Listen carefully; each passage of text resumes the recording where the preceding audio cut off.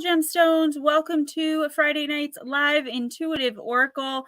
I forgot to do the stream until earlier today. Lotus texted me. She's like, "Are you doing oracle tonight?" I was like, "Oh my god, I forgot to set the stream up." But here we are. Welcome, one and all. I have a few announcements. So thank you guys so much, everyone who purchased Gone Mysterious Disappearances Volume 1.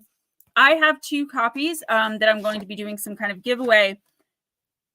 As many of you know, I pulled my contract with my publisher, not because of anything bad, just because I wanted to give a crack at self-publishing and see if I can do it. And the first book I did that with was Danger at Your Door, which it sold bonkers amounts of books and of copies.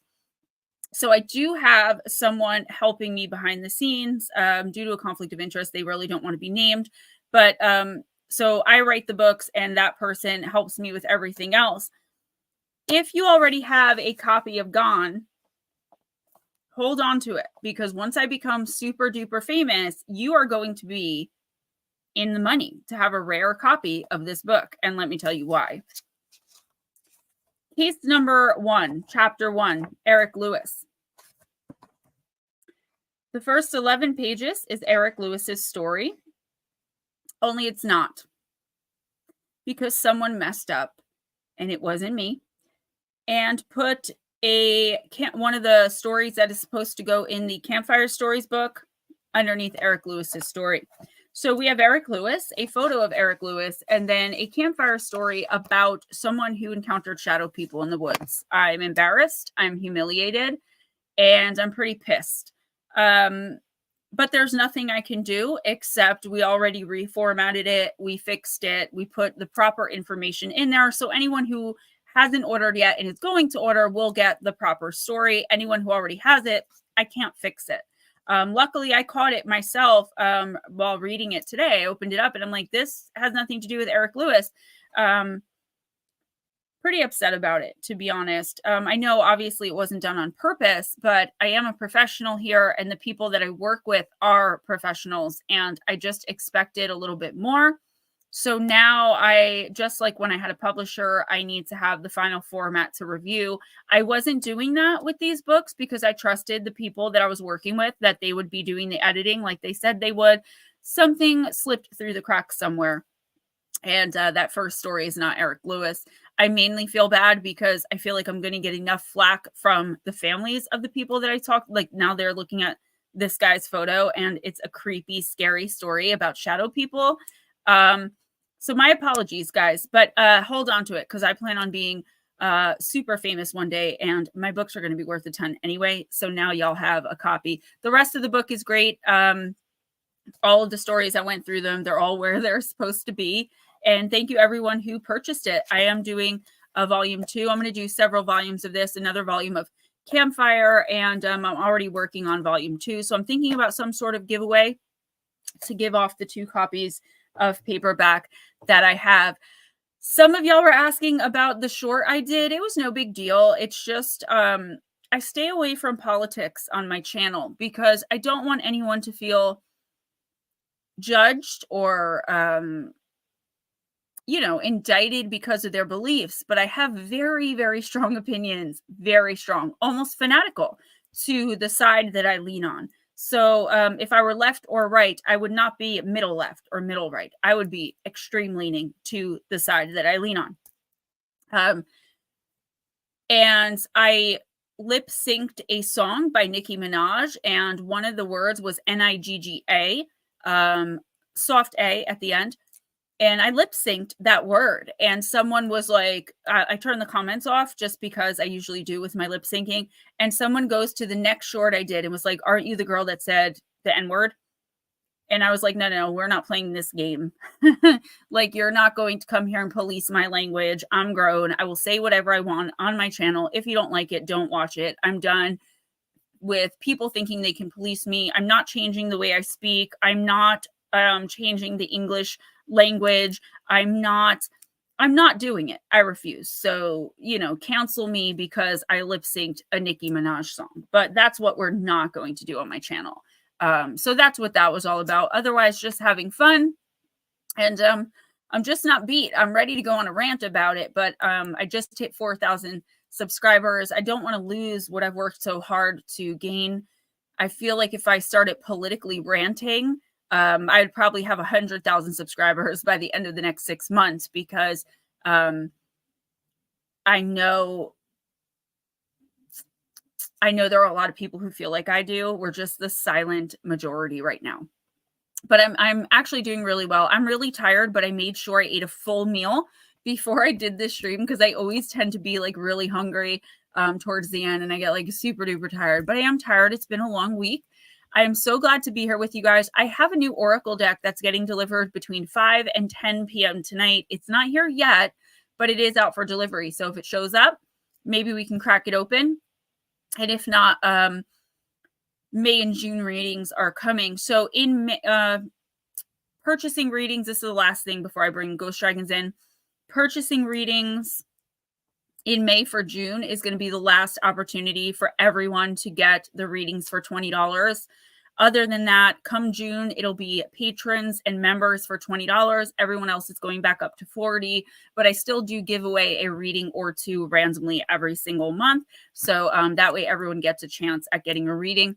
By the way, guys, last week, y'all really pulled through for me with donations. It was more than I've made in probably the last year.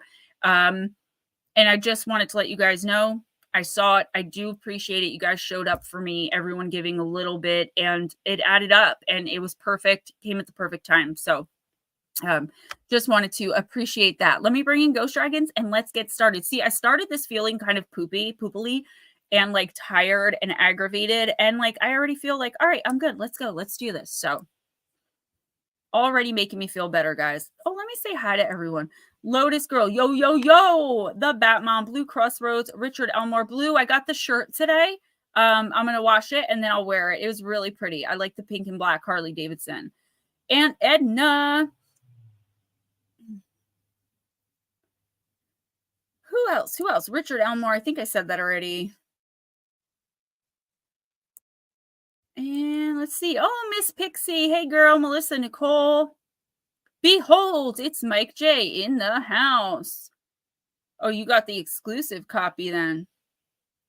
Selling the crap out of that book. Yeah, the Kindle went to #1. It's always the Kindle. I think Danger at Your Door, the paperback, went to #1 too, but it doesn't matter. Once it's #1 status on Audible, Kindle, or paperback, it's #1. So I get the bestseller title because there's #1 and then #1 bestseller. I think Batmom, more than embarrassed, it was, Eric Lewis. What if Eric Lewis's family should happen to come across this book? And that's what I feel really bad for. But again, there's nothing I can do. It was an honest mistake. The people I work with have been doing this for years. They're millionaires from doing this. You know what I mean? It was a genuine accident. I prolifically write. So I'm working on campfire stories, the ghostwriting job that I have, well, here and there. I write for MPNM. I write for my channel. I'm writing the Gone series. Plus I have a book going on in the background that I'm starting to write with like research and all that. I just write all day. So it's bound that one thing is going to get mixed up with another. But the person who helps me was really upset, and felt like really kind of like he let me down, and he kind of did. But like I said, once I'm rich and famous, that copy will be worth something. Yeah, stressed. Summer reading, I like it. What's up, Miss Grey Wolf? Your reading is coming this week as well. I'm finishing up the patron readings. Roger Blair, hey, sweetie. All right, now let's bring in the Ghost Dragon. Hello. How are you? I know you're not happy, so I don't blame you. I'll say my highs when we call names. I'm not unhappy. I'm just tired. Oh, I know that, but still. I'm tired of people like trying to come for me with this stupid stuff. Like I'm not changing the way I speak. Like how dare you even come onto my channel and like try to make it that I'm doing, like, I'm just so sick of the nonsense. Like this country is so bored. Like, can you imagine like if they had real problems around here? And yes, there are real problems, I know, But like what I'm saying is you're that bored that you have to find a random person on YouTube. I'm like an old lady. Leave me alone, you know, with your Gen Z BS. I don't care. Like I grew up in Patterson, New Jersey. I could say the N-word if I wanted to. I was lip syncing. Lip syncing. It's Go funny F yourself. because you couldn't find it, because what I did was when I left my comment, I couldn't see it. So if you go and click those things, you could see it. And I was this close. I said, nah, it'll be more fun letting Gemma say something. Yeah, you know, and I started tell Porky Pie I said, what's up? I started responding to people like not mean or like cursing them out. But like I said to that person, like, first of all, who's paying you to troll my comment section? Second of all, I'll say whatever I want. I live in the United States. I have the right to free speech. And I mean, obviously, I have pretty privilege. So who are you even talking to? You know, because like that's the thing too, like pretty privileged now. Do you have any idea the negative stuff I've been through throughout my life because of my looks that I still go through with nobody wanting to take me seriously because of how I look? Like, shut up and go find something to do. Leave everyone alone. Go get a job. Embracing the love. Yeah, come for us with gifts and take us on vacation. Like, that's what I'm saying. All right, who's first? Let's just jump in here. Lotus. Hello, Lotus. How are you doing, dear? And Miss Grey Wolf, if you have to leave early because you are later than we are, just let us or let me know. All right, Lotus, Miss Girl, let's do Fairy Forest.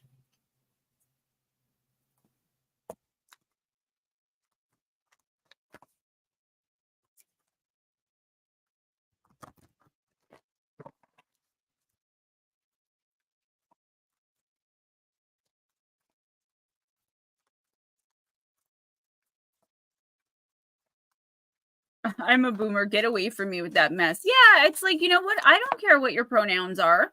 And honestly, I'm not going to say anything after this, but like if you look like a man, I will call you sir, whether you're trying to look like one or not. And if you look like a woman, I'll call like I just can't be bothered. I would never purposefully be rude to anyone or insult anyone on purpose, but I don't have time to relearn the English language and like biology, guys. Like, I just don't. Like, if you want to do that, that's cool. I have no problem whatsoever with you. Leave me out of it, please. It's too much. You got the Green Witch, Fresh New Spring. Card number 7.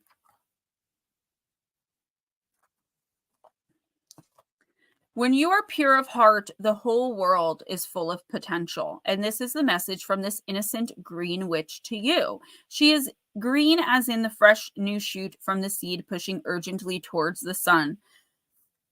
She is green and connected to the earth, flowing with the cycles of nature. She is green in that she looks as much to the natural world for company, friendship, and fulfillment as you currently do to your fellow humans. She's your reminder, Lotus, to begin to reconnect to the wild green world, to the fairy forests all around you, to go back to a place where you empty yourself of expectations and stories and knowledge and just admit that in some circumstances and at some times, you are as a babe. You are newborn. And in that moment of unknowingness and of admitting and embracing your own powers of renewal, you can finally learn what it is you are here to learn.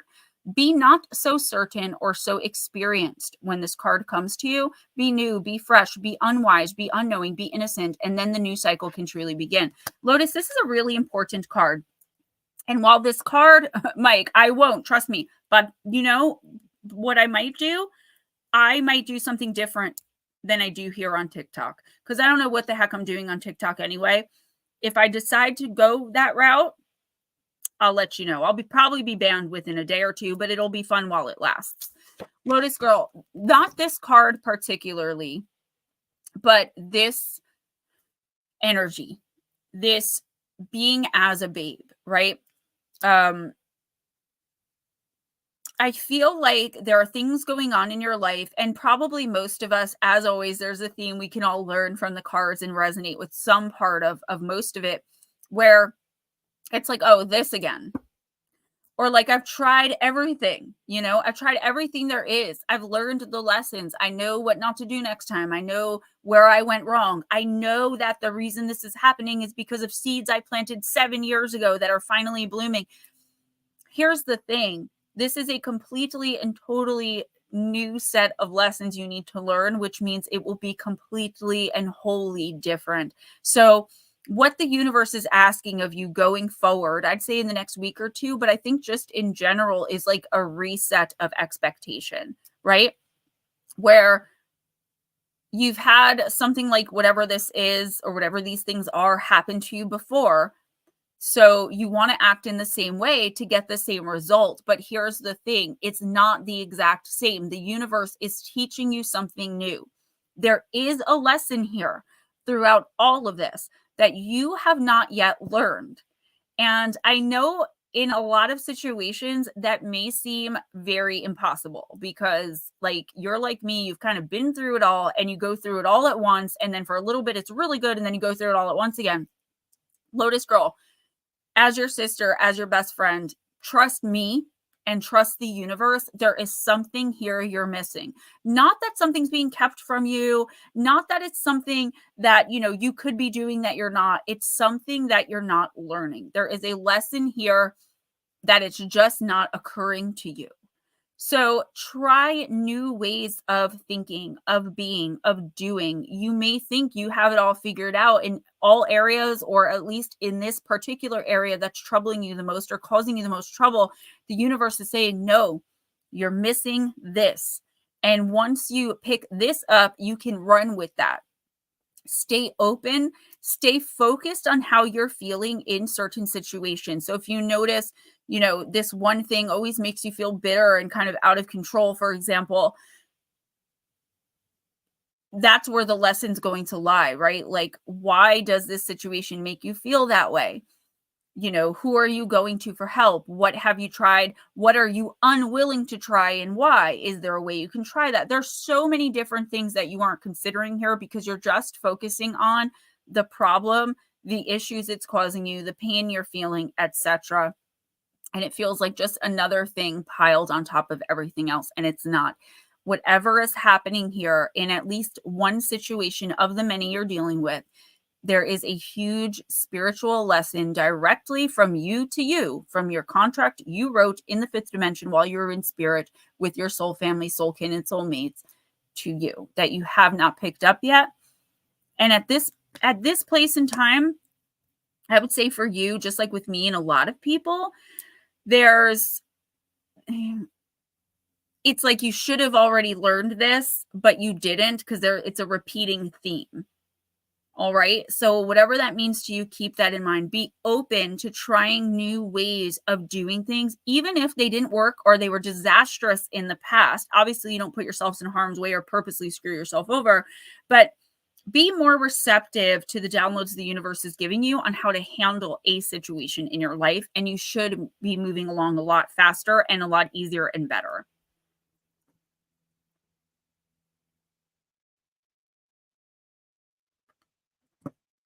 Ready for the next? Bat Mom.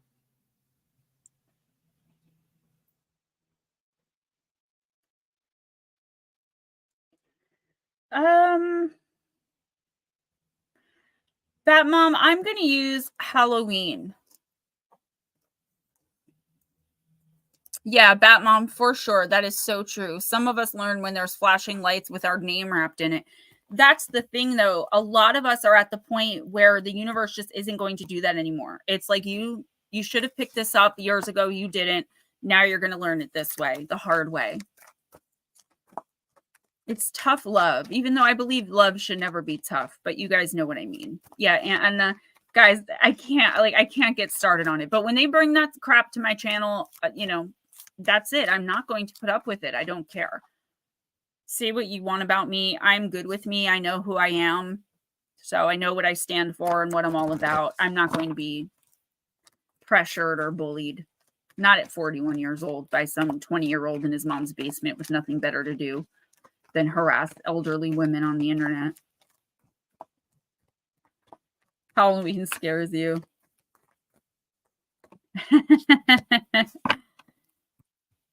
Okay, well, it's not scary. It's actually a really good card. Dawn, the light after the darkness. YouTube hid it for some reason. I couldn't find it either. It kept saying I have 2 comments, but there was only 1 comment. And then Ghost was like, it was held for review because they spelled the word Nigga and said that I had said it. I didn't say it. I lip synced it. Okay. The card of dawn.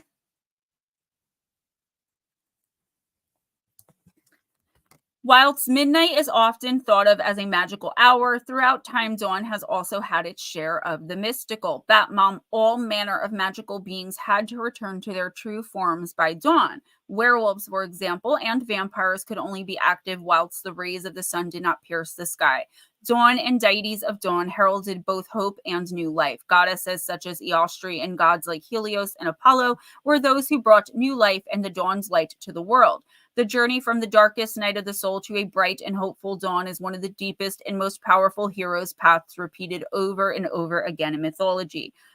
Should you receive the dawn card, you are being reminded that there's always a fresh start and a new beginning to be had. Change is unstoppable, and even the most difficult times will pass, no matter how devastating they may seem right now. Hope is one of the most powerful motivating forces in the universe, and it's being indicated here. Okay, so I do feel like there's something going on with you where it's like, you know that it's wrong. You know that there's, you know that maybe you deserve better in a situation, or, we've talked about this publicly, so I feel a little more comfortable talking about it now. It's like nothing changes if nothing changes, and you can't change someone else. You can't change their ways for them. But how long are you going to continue, thinking that maybe if you could just communicate it a little better, or if you can just get through to them a little easier, or if you can just put it in different words so that maybe they'll know, like, no, no, no, stop, no. This card is saying it doesn't matter when. This toxicity, this chaos is coming to an end, Batmom. So are you going to take the steps toward ending it? That doesn't mean just leave, okay? Because in no situation is just leave really practical. Most of the time, mostly, I can't give absolutes, but you guys know what I mean. It's like almost never is that possible to do, because if it was, people would do it. The universe is saying, like, you have to be the one to understand why this needs to end, understand where you went wrong, all the ways in which you went right, how hard you tried, and move on. Because let me tell you something. By the end of the summer, maybe by the end of the year, it's coming soon. This is ending. And if you're not the one who ends it, if you're not the one who brings the dawn in, the knowledge, the wisdom going forward, and the universe has to be the one to end this in some other way, you are going to repeat this mistake again. Even if you're like, well, say it's romantic and you're like, Gemma, I'll never get involved. Don't. No, that's not true. You will. And you will, because the universe will put someone in your life who will treat you the exact same way until you start, making those decisions. I'm going to tell you guys a quick story. My mentor and I were talking, and he was saying years and years ago, yeah, you learned a lot, but you didn't learn that particular lesson. So he broke his back, and all he could do was lay in prone position. That's all he could do for a long time. And he's like this go get him, like, professional guy. He's a millionaire. He's got all these things going on. And he was laying there one night, and he finally just, like, he couldn't take it anymore. Like, the worrying, he was passed up for the surgery at, like, the VA hospital. Like, he didn't know what he was going to do. And he said, he just said, like, he believes in God. So this doesn't mean you guys have to do this, but he and I believe in God. So this is how he explained this to me. He said, listen, if this is how you want me for the rest of my life, not being able to walk, laying in prone position, whatever, like, I can't worry about this anymore. There's nothing more I can do. What am I missing? What lesson am I needing to learn here that I'm not learning? And he said within minutes, he heard gratitude really loud in his head. It was like a booming voice. And he said he sat there for the next however many hours, because he couldn't do anything else. It was the middle of the night, listing all the things he was grateful for, starting to feel a little better. Still couldn't walk, still physically in pain, but emotionally, spiritually, he was doing good. The next day, he had to go for a long drive with his wife and his daughters, and he had to lay in the back of the SUV. When they went in to do whatever it was they were doing, he got a call from this guy that he kind of knew that was like this billionaire doctor guy who happened to be friends with the head of the spinal guy at the VA that had passed him up. Long story short, that happened on Monday. By Friday, he had the surgery and was walking again. He surrendered. I'm not saying you have to surrender to God, but you do have to surrender to something bigger than you, whatever it is out there that you think has the plan. Now, when he told me this, I was very emotionally affected, and I surrendered as well. I'm still surrendering. I surrender, and then I worry, and I worry, and I worry, and I worry. And that's not surrendering, because once you fully and completely surrender, you do not worry. So I'm working on it. But I did hear something in my head, my own personal thing that I am missing, and that is faithfulness. So once I can start walking in faithfulness and stop worrying about everything, I think that I'll get a lot further in a lot of the situations I've been trying to handle for years and couldn't. Yeah, true story. Let's make sure we get Grey Wolf in soon. I'm sure you already know that, but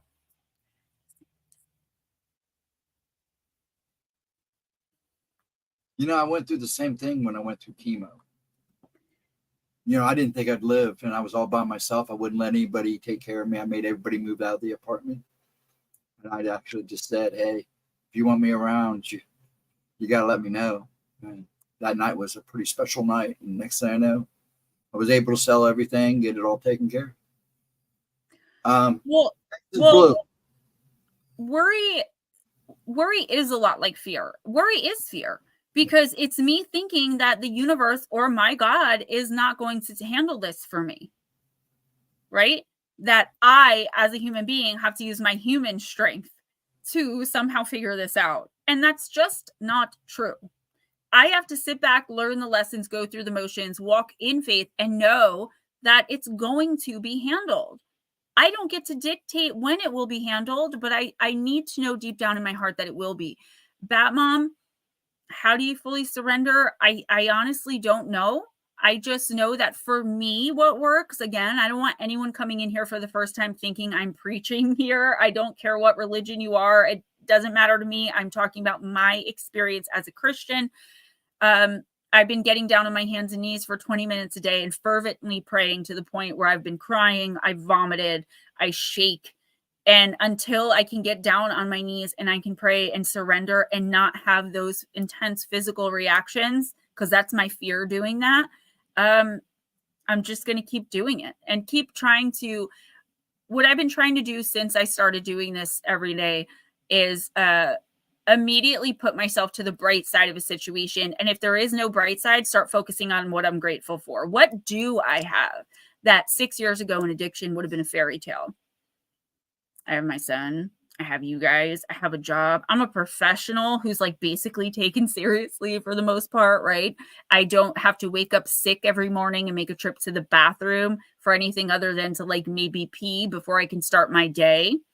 I used to always say in addiction that I felt like the whole house woke up in slow motion.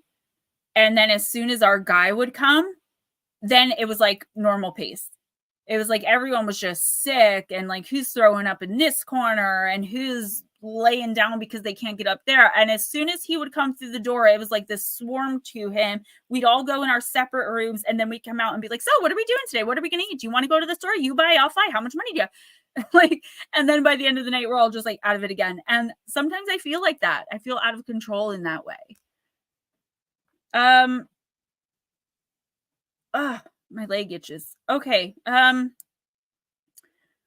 Jules, I'm not talking about it to make anyone uncomfortable. Like I said, it doesn't have to be God you surrender to. It's just, I think, surrendering to the knowledge that the universe, your higher self, whatever it is you believe is out there that's helping orchestrate this. I simply use God because I believe in God, and I'm not going to deny God publicly for sure, but that doesn't mean that you have to accept my experiences.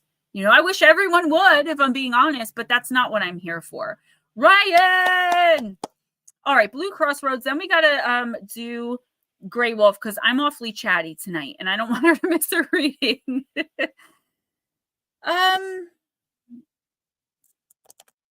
Blue, let's do Shaman's Dream.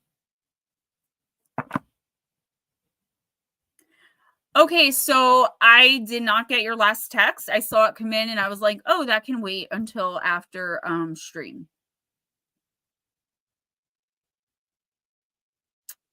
Jules, I would love to talk to you about that, not in stream. Um you can certainly talk about it in here if you want. I'm not saying for you not to. I'm not going to respond to that except to say I'm sorry for your loss. I will continue to pray for you. Um and if you want to talk about that privately, I will definitely be able to do that. Bad Mom, a lot of the toxicity that was going on around all of the readings I've been giving her, the cause was her brother. I mean, Jules, you've said it publicly in here, so. All right. And you know what? I think maybe you just need people who are going to hold space for you and who are going to understand. And you are more than welcome here, honey. You know that. I'm sorry I didn't read your last text you just sent me. I was just rushing. No, I told, even before I knew that he passed, I told you that's not possible. Not possible. People go when it's their time. All right, Blue.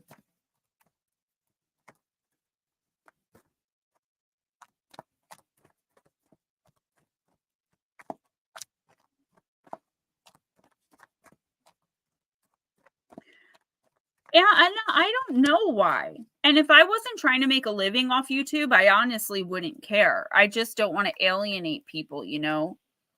I think just because people always need something to complain about, and I'm not saying this in like a prideful way, but especially because of the way I look, people will look for things to point at me and say, you know, to try to screw me over more than if they weren't concerned about their husband privately looking at my pictures, you know. Blue, the crossing, initiation, card number 54. Rite of passage. You have come to stand on one side of a river. The opposite bank leads into the darkness of the eternal cave where the old dies and then is born again. This is a place where time is forgotten and the seasons cease their dance and stand still as if in a temporary repose. You must cross the river now, honoring and respecting this transition, for it's time to say goodbye to your old ways of navigating the world.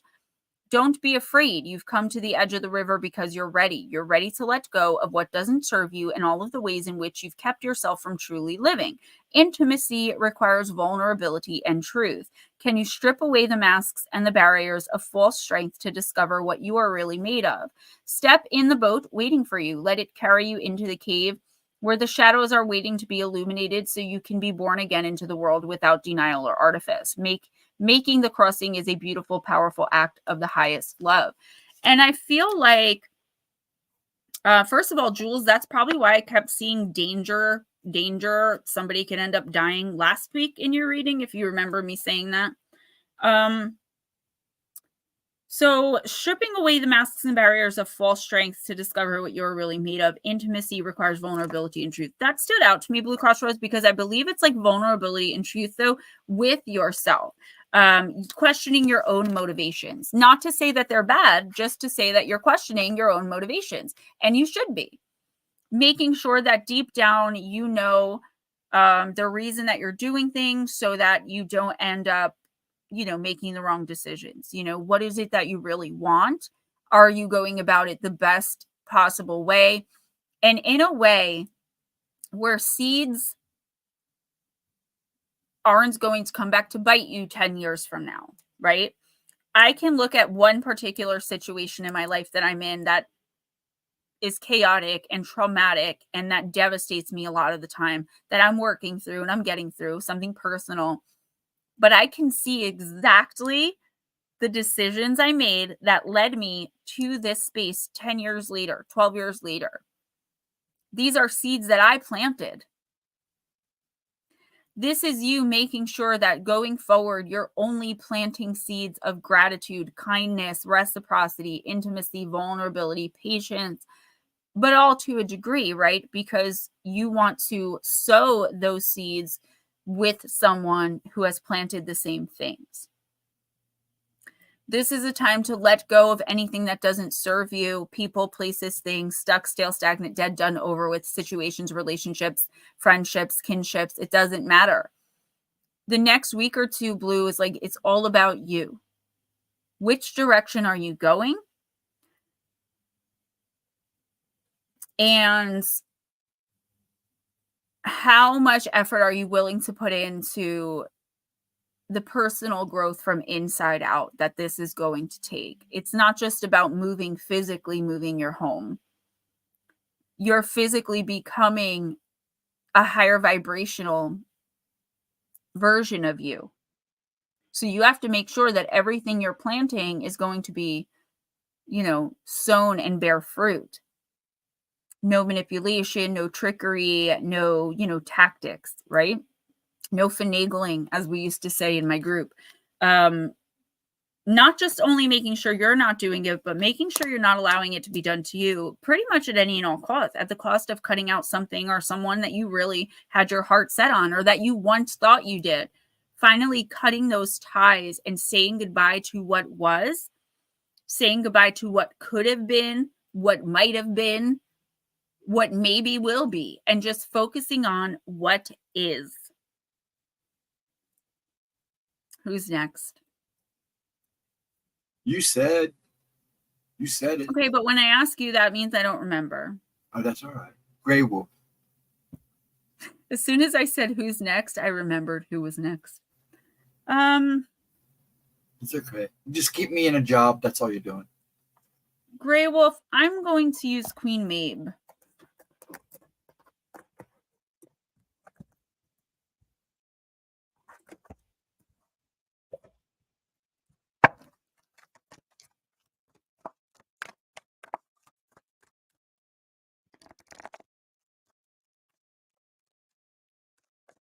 Right on. Yeah, Edna, I wholeheartedly agree.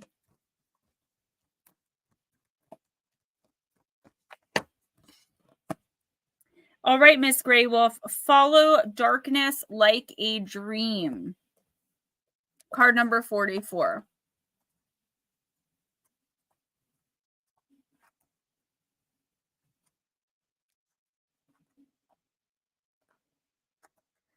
All right.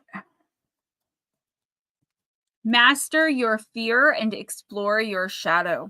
The darkness is sacred. The night holds beautiful secrets. There is a unique healing quality to the cool light of the moon. One cannot fully appreciate, I feel like my head is cut off. There we go. The day without the night.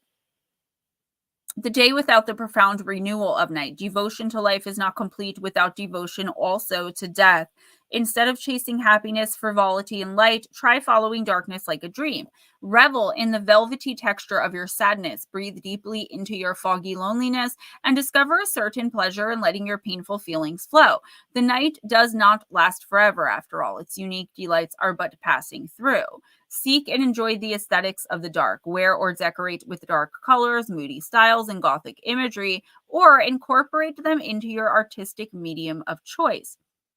Play or listen to music that is mysterious or even macabre. Value not just your dreams, but also your nightmares. There is a vast reserve of power hidden in your fear. Turn towards it, not away. A recurring nightmare, much like a persistent worry, is an opportunity to practice mastering and moving beyond your discomfort and dread. Be willing to look fear in the face again and again for as long as it takes. With each jolt of terror you lean into, your fright will diminish and your courage will steadily prevail. Similarly, your sensitivity can feel like a burden when you feel the heartbreak of the world, but when you learn to hold that pain and be with it, your spiritual wisdom will deepen and your psychic and intuitive abilities will increase. You can't outrun your shadow and you can't heal everything or eradicate everyone's suffering. But when you gaze with clear eyes into the dark, you will discover a portal to power, relax into darkness, flow with it, follow it like a dream. I do feel like there's something here that it's like, not that you're really running from, but something that is making you uncomfortable and or nervous that you feel like is the next step. So it's like, you know what you have to do in at least one particular area of your life, but you're like, oof, I'm going to put that part on hold, and just go and do whatever it is that I'm already doing. But the universe is saying you have to get comfortable with being uncomfortable. That way, nothing's going to hold you back. If you're like, cautious and careful, that's great, but you still have to do these things that are making you uncomfortable or that you're not really sure like how it's going to turn out.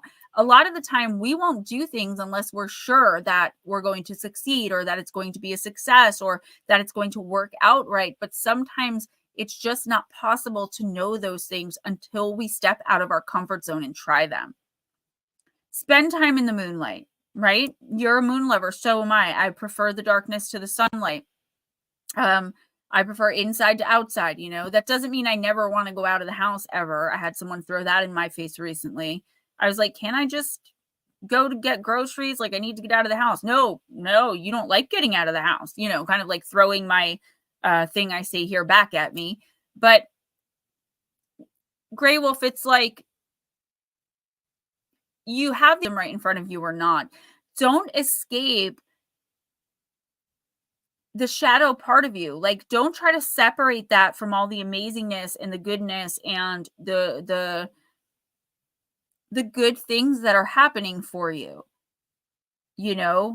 Sometimes making mistakes or hurting someone inadvertently or even on purpose, because I think we've all been there where we've like, maybe even if it was years and years ago.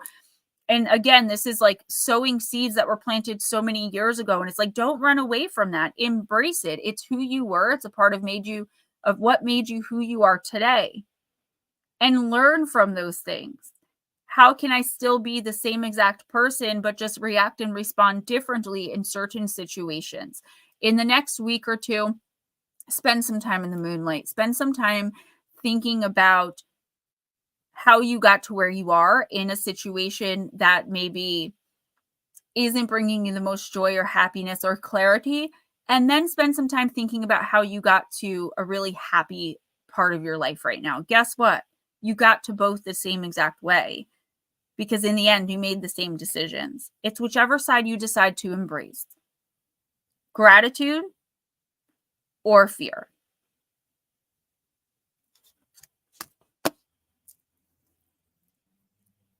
You legend, you. The detectives? Yeah, you'll never catch me, copper.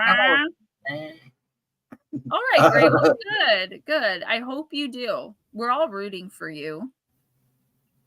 I'm just especially waiting for I get to read your personals for you every month. I become invested, and I do think throughout the month between readings, like, man, yeah, like what did she work on this month? Yeah, and then I'll like open up the cards all excited. I can't help it. I do it. I read for at least, I think it's like 6 or 7 people every single month, and I've been reading for these people for most of them for years. So when it's time to crack the deck open, I'll be like, all right, yeah, let's see how much progress they made. Yeah, it's cool. I got your back. I don't just say that at the end of the videos for no reason. She kills me because she always posts all this food she makes. And then I show it to my dad and we stand on our mouths just watering like, come on, man, why does she do this? Thank you, dear lady. Thank you, Miss Grey Wolf. Guys, again, thank you so much for the donations last week. You all really pulled through for me when I asked you to, and I do appreciate it. Cowie, specifically, if he comes in, you all donated everything that you could, and I appreciate y'all so much. Cowie, I just wanted to give him a thanks as well. He shocked me. I actually thought he made a mistake in his donation, but it really got me caught up. And that's how the universe works, guys. You guys, whoever could, gave me what you could, and that helped me in one particular area I was struggling with and worried about. And then bam, someone else comes in, and that was it. Between your guys' donations and that donation, I have not had to really ask for anything financially in the last week. And I appreciate that. I am so blessed to be able to do this for a living. And yeah, I don't make a ton of money now, but with all of my other projects, you guys are going to see this face on the television one day. And if not, you are certainly going to see it at my spiritual retreat in either Wildwood Crest or Avalon, baby. Okay. Because once I have my millions, I'm shopping Avalon. Oprah lives there. Bon Jovi lives there. I think Bruce even has a house there. Okay, your next person is Richard Elmore. Sir Richard. Richard, I'm going to use Deep, Dark, and Dangerous.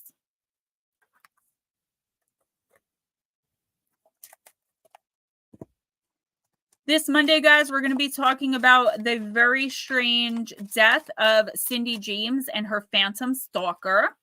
And we're going to be talking about Jack Fiddler and Swift Runner and Wendigo encounters.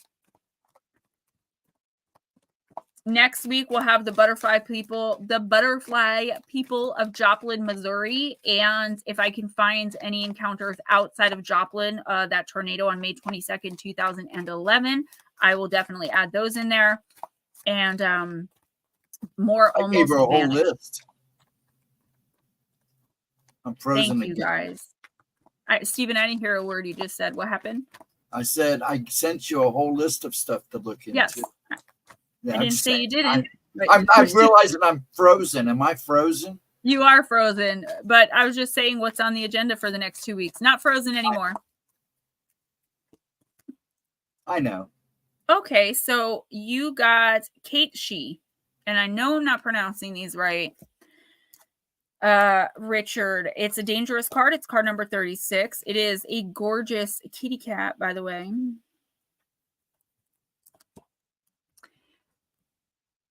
Richard, pay attention, check details. Small mistakes may have big consequences. You get multiple chances to have success, but every opportunity can pass you by. In the misty, cold air of the Scottish Highlands, there stalks a dark feline who, it is said, can do a lot of harm. Secretive it is, huge and black with a jaunty white spot of fur upon its chest. If you don't pay attention, though, this mighty cat can steal your soul.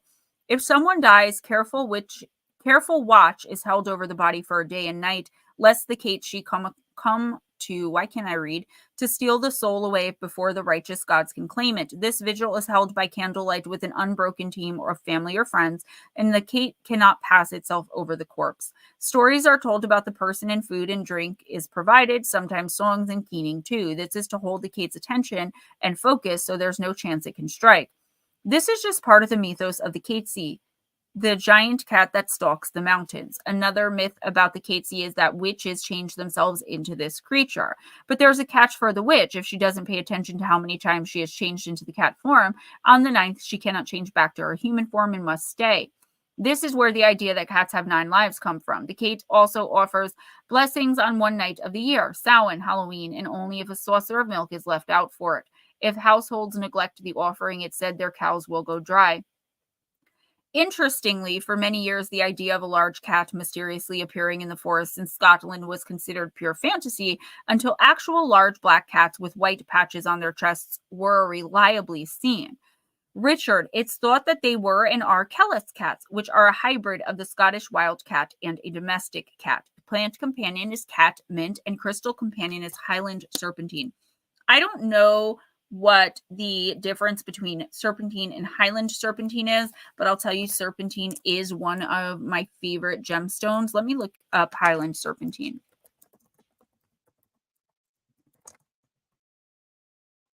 Okay, completely different color. So Highland serpentine is like a white or peach color. Whereas obviously serpentine is greenish, brown. Okay. So Richard, yeah, we're still in the shadow phase of the retrograde. A lot of people think the retrograde's ending on the 28th or the 29th. And yes, Mercury will no longer be retrograde on the 28th or the 29th of this month. But the energy doesn't just vanish like this. Like it slow fades, right? It's slow ghosts. So we are still stuck in that energy of stupid mistakes being made, like somebody printing a chapter of one book under the heading of a chapter of another. I can't believe that happened. But things like that, if you're not dotting your T's and crossing your I's, you could end up to, what I'm mainly seeing here is someone is trying to, Richard, distract you from something. Somebody is trying to kind of sell you the Brooklyn Bridge, as we say around here. I don't know if y'all say that. And they're trying to take the attention away of the fact that they don't own the Brooklyn Bridge. It's government property. Do you know what I'm saying? They're trying to sell you something here that sounds really great, and you're considering investing in something. I don't mean investment. It doesn't have to be financially. You're thinking about getting involved with and or in something, but you don't have all of the details yet. So I would say, just like I would caution everyone else, until at least the second week of May, and Richard, I'd go so far as to say until in June, don't make any major decisions, okay? Someone's trying to distract you from the actual truth of the situation, but I'm getting more of a feeling like they figure it's all going to turn out okay in the end, and you're never going to have to know that they kept this from you, which still, lying by omission is still being deceitful. So please make sure that in all of your dealings, personal, professional, romantic, make sure you know who you're dealing with, okay? There's a sneak somewhere around here that is just trying to get you to give either money, time, love, advice, and they're painting a picture for you of something that isn't true. For example, your sister comes to you and says, my boyfriend and I got into an argument and he hit me. So you're ready to go and kick the boyfriend's butt. But in reality, she threw him down a flight of stairs and Superfly Jimmy snooked his neck. Somebody is telling you the wrong story. So please make sure you have all of the absolute facts before you act in a way that could get you in trouble, or that could really foil something you've been working on for a long time in the long run. Yeah, Mike, if you're still here, because that took a long time, I don't mind reading for you right this minute, or if you want to come back in, or I'll timestamp you.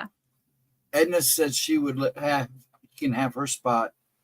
So, Mike, if you're still here, let me know so she can go ahead and do you. I did go a little dark there, right? Well, yes, real hair don't care. Good. I'm glad you get it. Okay, he must have gone ahead and left. Ryan, yeah, when I was younger, my dad used to let me stay home from school so we can watch wrestling together.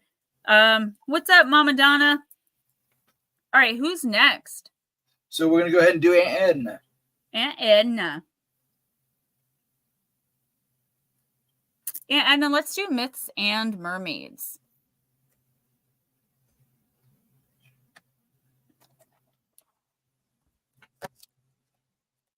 Mike left. If he doesn't come back, we'll timestamp him and KC.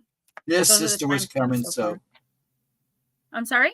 His sister was coming over. They were going to probably Yeah. I was going to offer, but, in the beginning, the readings do go a little bit longer than towards the end. That's why we love you. Uh-huh. All right, and the myths and mermaids. Let's see what's up. What's up, Donna? How are you tonight? I'm surprised you're not sleeping. Mermaid with a black sea serpent, and Edna, card number 42. Ooh, nice. My mom was like, we are going to Wildwood this summer for 3 nights. I'm like, oh my God, yes, thank you. I haven't been able to get there. I wasn't able to get there last year. Aunt Edna, cling to me with the desperation of a motherless child. I will give you all you need. Tell me your fears and I will swallow them whole, drink their essence, consume them with greed. Rely on me and I will stay by your side, forever your pet, the only one. Lean on me, I will be your support, forever your crutch, your autonomy undone. A desperate young mermaid clings to her dark pet, uncertain of herself. She's afraid to let go, afraid to stand on her own 2 feet. Her reliance is unhealthy and draining, but it's addictive. Divination meaning in the upright, cultivate your own self-love. You already know this. You have spent too much time seeking out approval and love from others. You cling to relationships long after they have lost their vitality and value to you. Start to cultivate your self-love and rebuild your self-worth before you proceed any further in your relationships, your profession, and your real life. Your inability to let go and stand on your own is detrimental to your personal growth. Take inventory of both your strengths and your weaknesses. Learn to love and make use of your competencies and ameliorate your shortcomings. Speak to yourself as you would speak to a beloved child, not with the deriding, hypercritical voice we reserve only for ourselves. Embrace yourself and let go of anyone and anything that prevents you from standing on your own 2 feet. I don't see this not as you being like dependent, right? We know that you're not, but I feel like everything you've gone through with your physical stuff going on in the last few months or the last year, however long it's been, has made people, and again, this keeps coming up for you, it's made people think that you're now totally reliant on them for something. Notice this didn't say, get rid of people, places, and things that are lying to you or that, are no longer this, that, or the other. It specifically said that no longer serve your interests, meaning there was a time and a place that you needed this person for this, that person for that. You no longer do. And if these people who played these roles for you, whether they did it well or they didn't do it so well at all, don't want to let you go again to go and be dependent, you have to ask yourself, what is it they're taking from you? Right? Because that's not help. When someone says, oh my gosh, thank you so much for helping me get back on my feet, for helping me heal, for taking care of me while my leg was broken, etc., etc. And they're like, oh, no, wait, your leg could still be broken. Lay here. You have to wonder, what is it they're getting from it? And I do feel like someone here that you trust or that you trusted to help you is now kind of trying to, or going to start trying to kind of calling in the favor of like, well, I did this for you. That's when you shut them down. Let them know what it feels like to do something for someone just to be a good person. Okay. Do not be manipulated, guilted, shamed into doing things you don't want to do simply because someone did what normal humans normally do and helped you when they could and you weren't able to. Helping someone shouldn't always have to be reciprocal. If I can help you and you can't give me XYZ in return, I will still help you. Maybe one day I might need you, maybe one day I won't, but if I do end up needing you and you can't give back, that's okay too. I feel like this person is expecting something from you now because they helped you with something. Either that or they're trying to make you feel, for instance, just say that you were paying someone to clean your house while you weren't able to do it. They want to make you feel like you still can't, like you still need them because they still need that money. So instead of coming to you like a normal human being and being like, hey, can I do this for like 1 more month so I can save up a little extra cash? If you say no, they're going to like hate you, try to put a bad word out. Does this make sense? It may not make sense yet because it may be an energy that's coming in, but this is definitely someone trying to manipulate the situation to better themselves, and it's a painful situation for you. Just watch in the next week or two people who you may feel like aren't really behind you healing and getting better, whether that be mentally, physically, emotionally, psychically, or spiritually. Okay, when you're ready, Miss Pixie's next. Miss Pixie, I am going to use the Black Moon Lilith. And make sure that your wellness shuts the door. Because they're no good. They're scheming on what they can get from you, how they can work this to their favor. Like, oh, I was such a good person. I did this for you. You're a bad person for not doing this for me, whatever it is,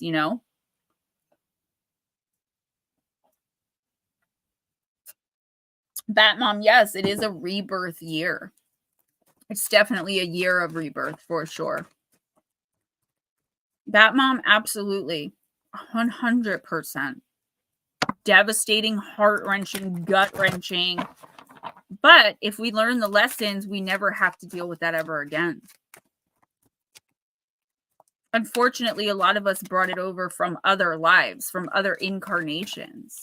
That's why it's so hard for us in this lifetime to learn the lessons. But that's also why we will, because enough is enough. People can spend several lifetimes tormenting us emotionally, physically, again, mentally, spiritually, psychically.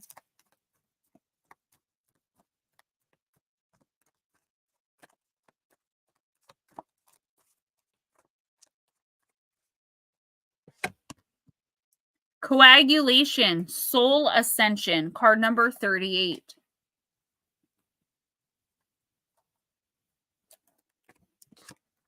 After enduring a period of intense purges, transformation, inner growth, and spiritual work, this is the phase of alchemy when you begin to truly embody your sun, soul's gold in ancient alchemy. When the coagulation card appears, Lara, you are empowered in your purpose and channeling the energy of your sun sign. The sun in astrology represents the life purpose and alignment in your birth chart. New opportunities, life decisions, and changes in direction are manifesting for you at a faster rate. When you're in this phase, be mindful of perfectionist habits and gently release them, as there is no perfection. Practice patience. Associated with gold in the sun, coagulation is when you are nearing the end of the magnum opus. This is the 6th phase of the alchemical magnum opus, which is a culmination of all the ascension and healing work you've done so far. You have found and embodied your higher self, light, and true essence in this lifetime. And that's what we're all kind of spiritually aspiring to do, whether we know it or not. Creating and maintaining a daily meditation practice is key when you reach this phase. This allows you to remain in the present moment and heal any lingering shadows that can disrupt your light. Your soul's gold is shining through. Allow it to emanate and shine for the world to see. If somebody, whoever's next doesn't mind, I'd like to get Donna in because she is leaving and she doesn't really come in for readings. If y'all don't mind. It was Nicole anyways, and she hasn't answered. So you can okay. Go ahead. All right. So we'll do Donna. If you're still listening, you're next. Laura, I think you know whether I think you would be too humble, maybe. I don't know the right word I'm looking for, to admit that you are kind of a badass and you have spiritually ascended a lot in this lifetime. You've overcome a lot, just like we all have. And you ended up in this space maybe in a different way than the rest of us did, but we're all here for basically the same reasons, even though it looks different to each one of us, if that makes sense. This is you taking ownership of the good, the bad, and the indifferent in your life, and everything you've done to get yourself to the point where you want to be in a professional space. It could be personal as well, but I'm seeing this more as professional. You are taking chances. You're not letting fear of like what others are going to think or say take control as much and like dictate your decisions. This is the universe saying work with your sun sign. Okay, there's something in there. I believe you're a Capricorn. If I got that wrong, I'm sorry. But work with that energy and understand that right now your manifesting powers are really at their peak, but you can't shy away from making sure you're seen. You can't shy away from asking. If you want something, ask. If you can do something, do it. Don't be so humble that you end up passing up or missing opportunities or not taking opportunities because somebody else wanted the same opportunity. So if you were to take that option, that other person might be mad at you. So what? If they're mad, they're mad. If they were really spiritually elevated as you were, they would know that it wasn't their time and another opportunity will come along. Stop letting how you think others are going to perceive you dictate the decisions you're making in the next week or two. Because I do feel like you could end up passing up on some really amazing opportunities for growth in several areas of your life, specifically spiritually and professionally. Those two things could be intertwined. Don't say no to opportunities you really want to say yes to for any reason, but especially if someone's trying to make you feel bad about how far you've come. You've put the work in. You're getting the opportunities for a reason. Take them. They may not come again. Okay, well, Donna hasn't answered. Nicole hasn't answered.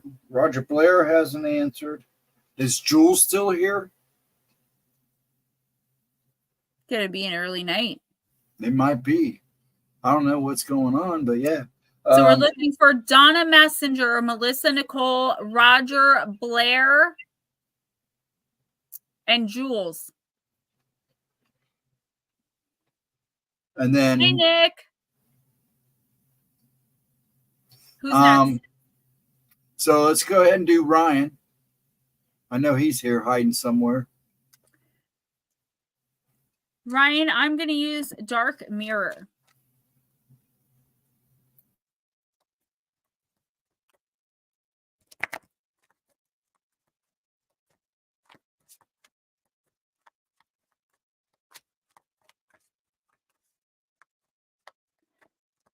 My Capricorns finding one another.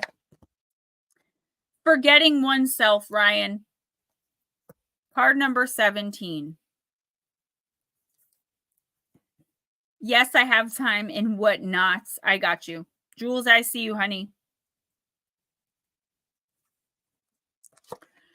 Ryan, time as an eternal present, not fleeting but locked. No progress is no regress either. A naked young man whose curly brown hair are intertwined by a golden laurel crown. Half of a golden mask protects his eyes while the sky around him breaks, ripped to take the shape of a mistletoe branch. Okay. Eating the lotus flower, numbing our identity to go by the sound of a music that was never ours. A modern Adonis and ancient Hermes, a grown-up Cupid shrined by laurel myth and lotus. He is the welcoming allure of the present moment, the warm embrace which numbs everything else, like Bacchus's wet kiss. If you let go of the pressure and of the pain, you can let enough of your identity in the context you live in, then you will just feel better. It is what happens when you fall asleep, when you take refuge in the arms of a loved one, or when you watch a movie slumped ungraciously on a comfortable couch. Sometimes, however, it asks for more. It takes more out of you, more of yourself to be forgotten, to feel just a little better. And maybe the twisted idea that if you forget everything, then you'll actually really feel better, forgetting everything, letting everything go. Not just as a moment of rest, but as a jump in the dark. It's like vertigo. You stand on the edge of a precipice and a little part of you wants to jump, but it is just a moment of rest, a moment of pause, a moment of uncreative selfishness. So what? Let it be and sleep soundly. Ryan, you may be in the next week or two taking on a lot. Maybe a little bit too much. And I feel like you're like, okay, but I don't want these opportunities to pass me up. You know, I'm trying to build something in some area, whether it be romantic, professional, personal, whatever it is. You're doing really well, or at least you feel you are. And I think that you definitely are, but it's like you're about to bite off a little more than you can chew in one particular area in the next week or two. If you're not careful, you can definitely avoid this. That's why the universe is bringing it to you. If you don't fully and completely trust somebody, don't work with them. Don't share a bed with them. Don't, lend money to them. It's like the universe wants you to really stop and put thought behind anything major, any major decisions you make. Even if you feel like 100% that whatever it is going to work out, okay? The universe is saying in the next week or two, though, you could have the wool pulled over your eyes a little bit, and you might be aware of it. But as long as you're aware of it, you can make the right types of decisions. If you don't know the entire piece of the puzzle, like I said to someone before, how can you possibly make an educated decision or the right decision for you if you're not seeing everything? So when your intuition kicks in, when someone says, if you do this, I guarantee you $1 million, and your intuition immediately says, that doesn't sound right. Guess what? It's because they're keeping something from you. They're obviously exaggerating. Say what you mean and mean what you say to avoid miscommunication. I feel like you could end up like insulting somebody simply by asking questions like clarifiers, right? Like, oh, how will this make me $1 million? Right? If somebody gets mad because you're asking clarifying questions, that's because usually they have something to hide. Ryan, just be careful who you allow to give you advice, especially regarding something you're already doing well in. So say it's professionally, don't let someone give you advice. Say someone wants to, you're writing a book about the Wendigo. Someone who doesn't even know what the Wendigo is telling you what you should put in your book. Does that make sense? No. Something like that is happening here. And I feel like you don't want to be mean or be rude and be like, listen, I know way more than you do. But you should say that this person and or these people need to be put in their place. And once you put them in their place, they're going to choose their place in your life. Either treating you with respect or getting the F out. Boy, bye, girl, bye, bye, bye. Okay. Because I feel like whoever this is kind of, for some, I don't know. It's a weird thing they're showing me. It's like this person sees y'all as equals, even though like in whatever this is, you're doing a lot better. And you would never say that, but since they want to call you out on it or try to make you feel like you're not doing the right thing, it's okay for you to say that. You can be honest without being kind or cruel. Honesty should never have to be brutal, but sometimes we have to say what we mean. Ryan, don't hold back. Don't pull any punches. Let someone know exactly how you feel, even when you feel they're full of poop. They'll get over it or they won't. Either way, it's what's meant to be.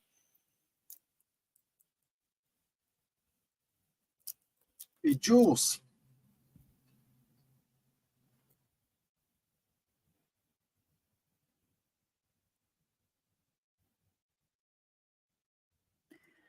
Jules, I'm going to use Oracle of the Universe.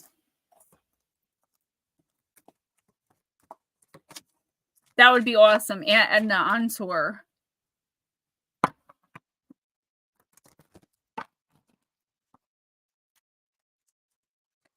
Oh, okay. Consistency. Bright star, Sirius. Dog star. Dog star.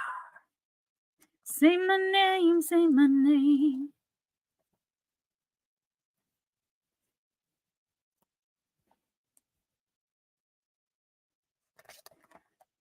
Jules, Sirius, which means glowing or scorched, is the brightest visible star in our sky and has a consistent brightness and luminosity, unlike many other stars. Its luminosity is used as a base marker for measuring others, and its brightness means it has been observed for thousands of years by cultures such as the Babylonians, the Syrians, the Norse, and the Polynesians. It was an important reference for navigation by the latter two. Summer and the rising of the Nile were both marked by the first appearance of Sirius over the eastern horizon, and winter was marked the same way in the southern hemisphere by the Polynesian cultures. Sirius is known popularly as the dog star, as it is the most prominent star in the Canis Major constellation. Dogs were popular subjects in mythos all around the world. The Greek goddess Hecate is a goddess of the underworld and paradoxically is a torchbearer who brings the light to the same darkness. Illuminating the darkest pathways, Hecate is often depicted standing at the crossroads with a three-headed dog representing past, present, and future. Hecate was referred to as Scylaceton, Lady of the Dogs, and Philoskylax, Lover of Dogs. It was said that you could hear the howls of the dogs of the goddess before she appeared to you, and all dogs who passed away went to her to be cared for. Some say she was a lonely goddess passing through the underworld, but others say with her dogs as company, how could one ever be lonely? The goddess Artemis also had her hunting dogs by her side everywhere she went. Cerberus was the great hound who guarded the gates of the underworld for his master Hades, and of course, dogs are 1/12 of the Chinese zodiac. Words of power. I am consistent and action-oriented. Give me 1 second. The deck I ordered today. Yep, I thought so. The deck I ordered that should be here. Oh, that is here. Is called Oracle of the Hecatean Path. because you guys know how much I love Hecate. All right. Jules, this isn't particularly talking about animals, okay? This is talking about, give me a second. This is talking about you, and this makes sense with your brother's passing and everything that you were going through. It's like not taking something on you that isn't yours. There are going to be people around you, and I don't know why people would be like this, but human beings are gross a lot of the times, and they're despicable in all different ways. But it's like they're going to want you to take on a lot more than is actually yours. So I know people don't like to speak ill of the dead, but there's no reason you should have to sit in praise of somebody who did what they did. Did you love this person as a family member? Yes, of course. Did you have love for them as a human being that you wanted to see do better? Did you give them chance after chance? Yes. Don't let anyone put anyone else's poop onto you. You did the right things for you that you knew to do in those moments. And everyone makes mistakes, but guilt, shame, fear, regret regarding this situation does not belong to you. And Hecate is here to shed light on that for you. Okay. Your spirit companions, whether it's physical animals or animals in spirit, your ancestors, your entire team has your back. They know what really happened because they're with you every single second and moment of every single day. Take on the pain that you need to take on to grieve and mourn and move through this. But don't feel like there's something wrong with you if you feel you should be grieving more, crying more, saying nicer things. Do you know what I'm saying? There's going to come in the next month or two, possibly in the next 2 weeks, something that you're just not going to really want to be a part of. And people are going to question that and they may turn away from you. But stand your ground, Jules. Don't be bullied or forced by guilt into doing something, anything that you don't feel comfortable doing. This is about you. Your life right now should be about you, your comfort, your ascension. What are you doing next? And I know to a lot of people who aren't here every week, that's going to sound really selfish, but you are here pretty much every week. You know what I'm talking about. Enough is enough. Now it's time to heal. Now you're mostly out of the chaos. You're fully out of that chaos. And I'm sorry to sound cruel, but I'm just telling you what they're telling me. This is not me, because this is actually a little bit forward for something I would be saying to you as a friend. The time has come for you to finally move on from this spiritually, mentally, physically, emotionally, psychically, and do your best to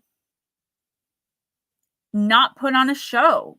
Just allow whatever feelings come in to come, and whatever feelings don't, not to.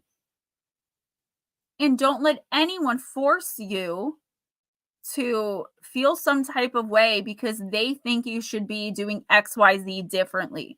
In the next 2 weeks, it's going to be hard because you are grieving, you are sad. Stand your ground with people. Tell them to mind their own effing business. Tell them to F off. Tell them to stop lying. Tell them.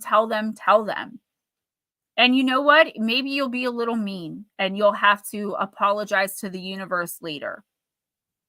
I feel like there are people coming in as a result of this situation who are used to you being the whipping girl and the doormat, and you're going to have to put them in their place real quick. Otherwise, you being who you are, you're going to slip right back into that role. And it's going to start all over again, Jules. Please don't let that happen. Stand in your power.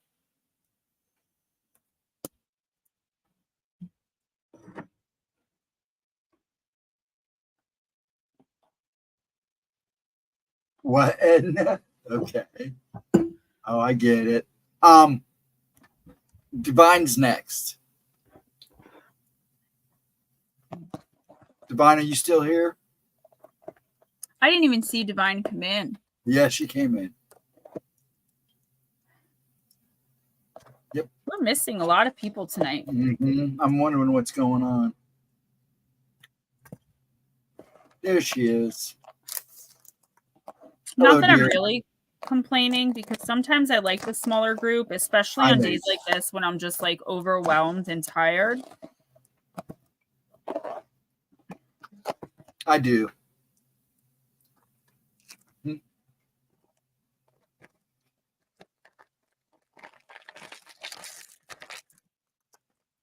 I think Vixen is out of town or doing something. Now, Smoochie, I don't know where she's at. I spoke to Smoochie earlier. Well, I didn't really speak to her. She sent me some pictures of Wolfie. Oh, okay. Yeah, because it is gorgeous out there right now. It is here in Ohio. Mm-hmm.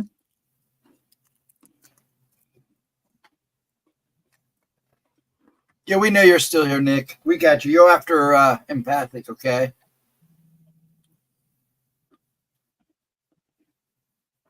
So we got you covered, sir.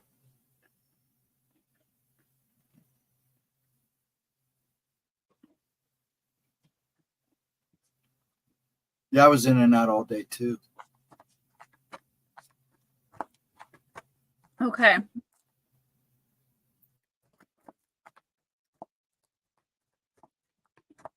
Divine empathic. I'm using wisdom of the house of night. What's up, girl? I didn't even see you come in. Lunch. Are you working the overnight shift again?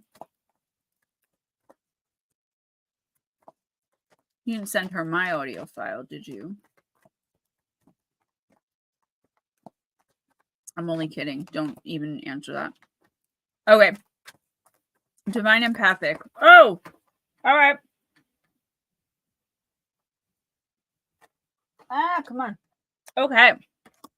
The warrior. Where are you working now, though? Are you still in PA?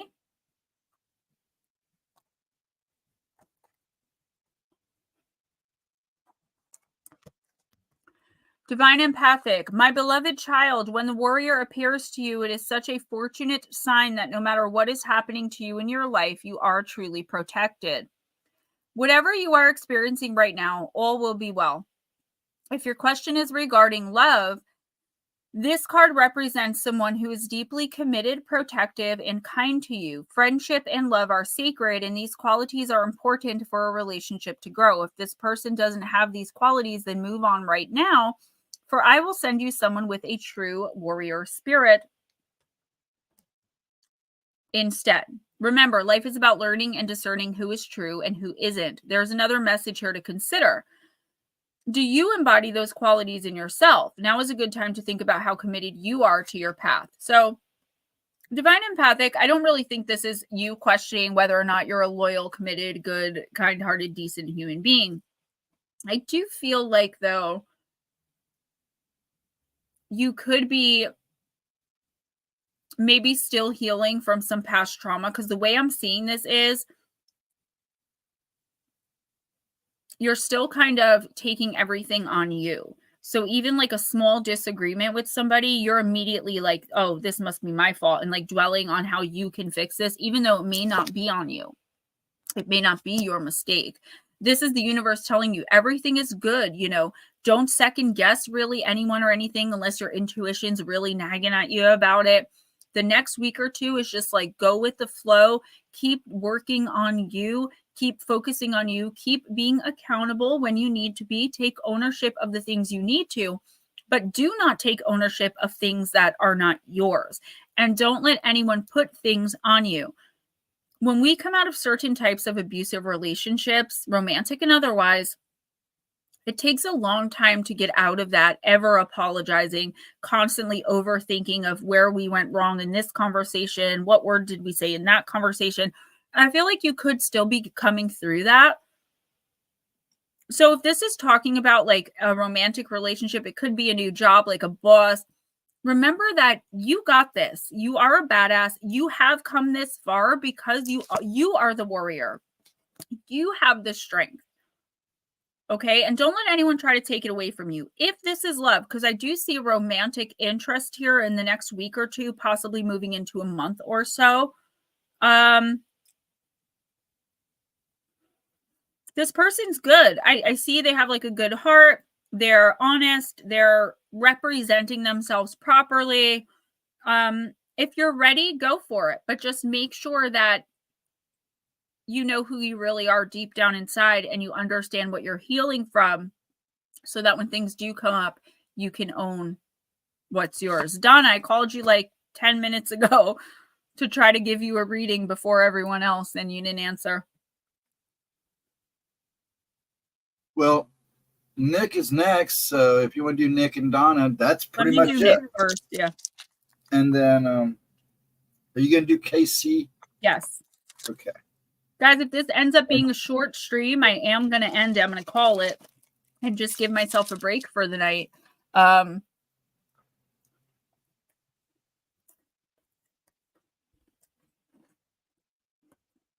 Nick, I'm using Angels and Ancestors. You bought this one for me.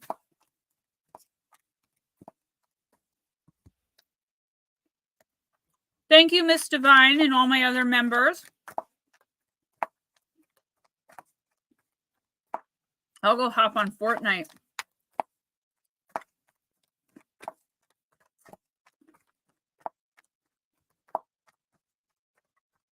All right, Nicholas.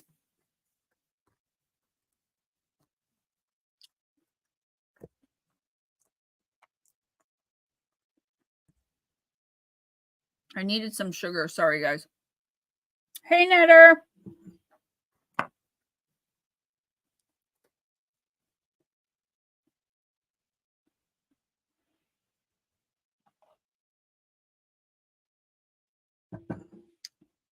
All right.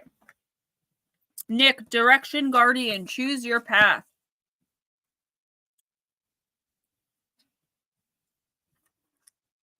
Yeah, I said it. What can do about it?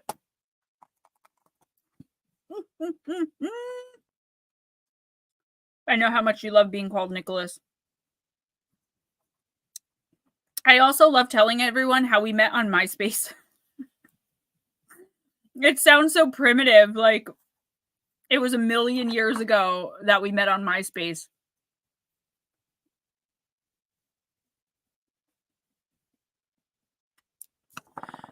I'm a little slow tonight, guys. Just bear with me. Nick, connect with your deepest desires, then choose the path that will make your heart and soul sing. The Direction Guardian card represents the angels of direction. These amazing angels are the ones who come to us when we are at a crossroads and don't know which way to go, as you are and have been for a really long time. When we're unsure of what's right for us or of the bigger picture, they can help us know what's best for everyone involved. And that means, guys, just as a side note, it doesn't mean for everyone involved. Like, it's what's best for you and those who are not toxic in your life. Because those who aren't toxic in your life are going to care what's best for you, regardless of how it affects them. Like your best friend moving away to start the job of their dreams and make tons and tons of money, or to move away to start a family or whatever.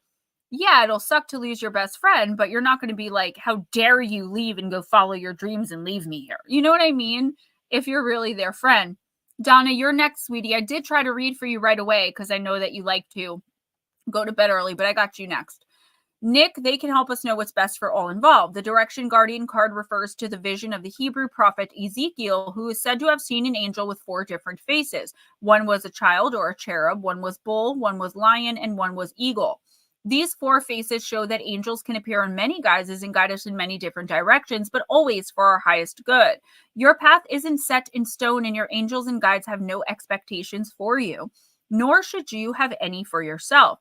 There are many directions you can take. None of them are wrong, as they all hold perfect opportunities to grow and to learn.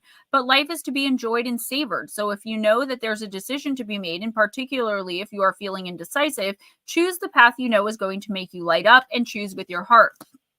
Guys, I'm sorry. One more thing, Nick. Sorry, before I forget. If you did purchase my book, please don't fault me that the first chapter is messed up, okay? 5 stars because the trolls get on there and they rate me 0 stars. They leave bad reviews without even purchasing the book, just to make sure that my book doesn't get pushed out and doesn't stay in the #1 slot. So please, if you can't write a review, if you don't feel like doing all that, 5 stars really does help. You can do that on Amazon. Click of a button, takes 20 seconds and costs absolutely nothing. Nick, thank you, Divine Empathic. And anyone else who donated, PayPal, Cash App, super sticker, super chat, super thanks. I really do see it, guys, and I do appreciate it. Nick, stop beating yourself up for things that went wrong, okay? Everybody has things in their life that they regret. Everybody could have, should have, would have made different decisions at any given time. But you know what? You wouldn't be where you are now. And if you're not the happiest with where you are now, you have the option and opportunity coming in and always to change it in some small way. You can't move forward until you're willing to accept that, like, okay, you made mistakes, you messed up in some area, or maybe in many areas, but we all do that. So why should you have to constantly be held, accountable for the exact same thing? Only this time I see you doing it to yourself. You're sitting there with all of this like guilt and shame, fear, regret, whatever the feelings are, these negative emotions you have around decisions you've made. It made you who you are today.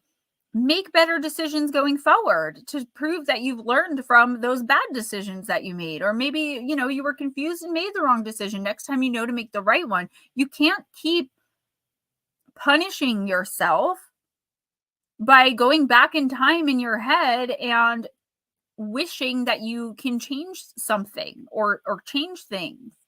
You are where you are. The only thing you can do is go forward. So why not just do that? Forgive yourself, forgive others who have hurt you from a distance. They don't even have to know you forgive them, because forgiveness is for you, and forgiveness does not have to equal reconciliation. Stop allowing toxic people into your life. And I feel like you may not even realize you're doing this, but you are punishing yourself for something. And that's why you keep allowing people into your life who don't deserve to be there. For as valiant as it is, I have a piece of peanut stuck in my tooth. That's why I keep stopping and making weird faces with my mouth. For as valiant as it is, honey, we are not at an age where we should be looking to save others in relationships. Do what you need to do for you, and the right person, the right people will come to you. You shouldn't have to pretend to be something or someone you're not. You shouldn't have to put on a song and dance. You shouldn't have to provide everything that person is lacking. Be the best you that you can be. Forgive yourself, make better decisions going forward, and move on. And anyone who's trying to hang stuff over your head that you did 20 years ago, 10 years ago, 20 days ago, if you've already made peace with it and they haven't, that's a them problem, Nick, not a you problem. Hey, Brian, sure can.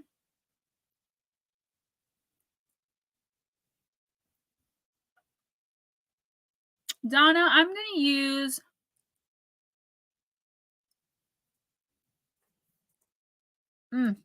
Raven's wand.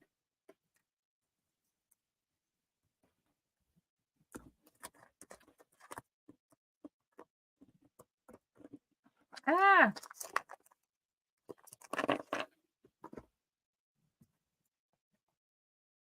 What's up, Brian?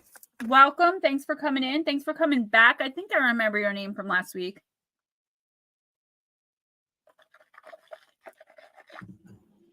Blue, thank you so much. Make sure you let her know about chapter 1. I'm so embarrassed. I can't even. I'm just glad I decided to open the book and I saw it. You know how many copies already went out of the book like that? Mwah. I will. Good night, Nick.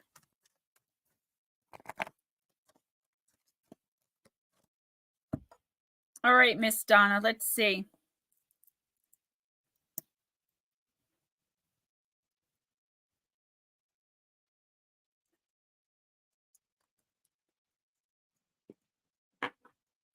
Thank you. All donations greatly appreciated, guys. This is how I make my living.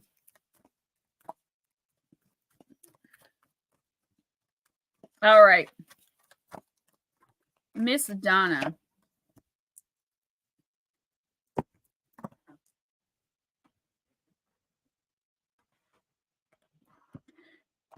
Prove yourself in the upright.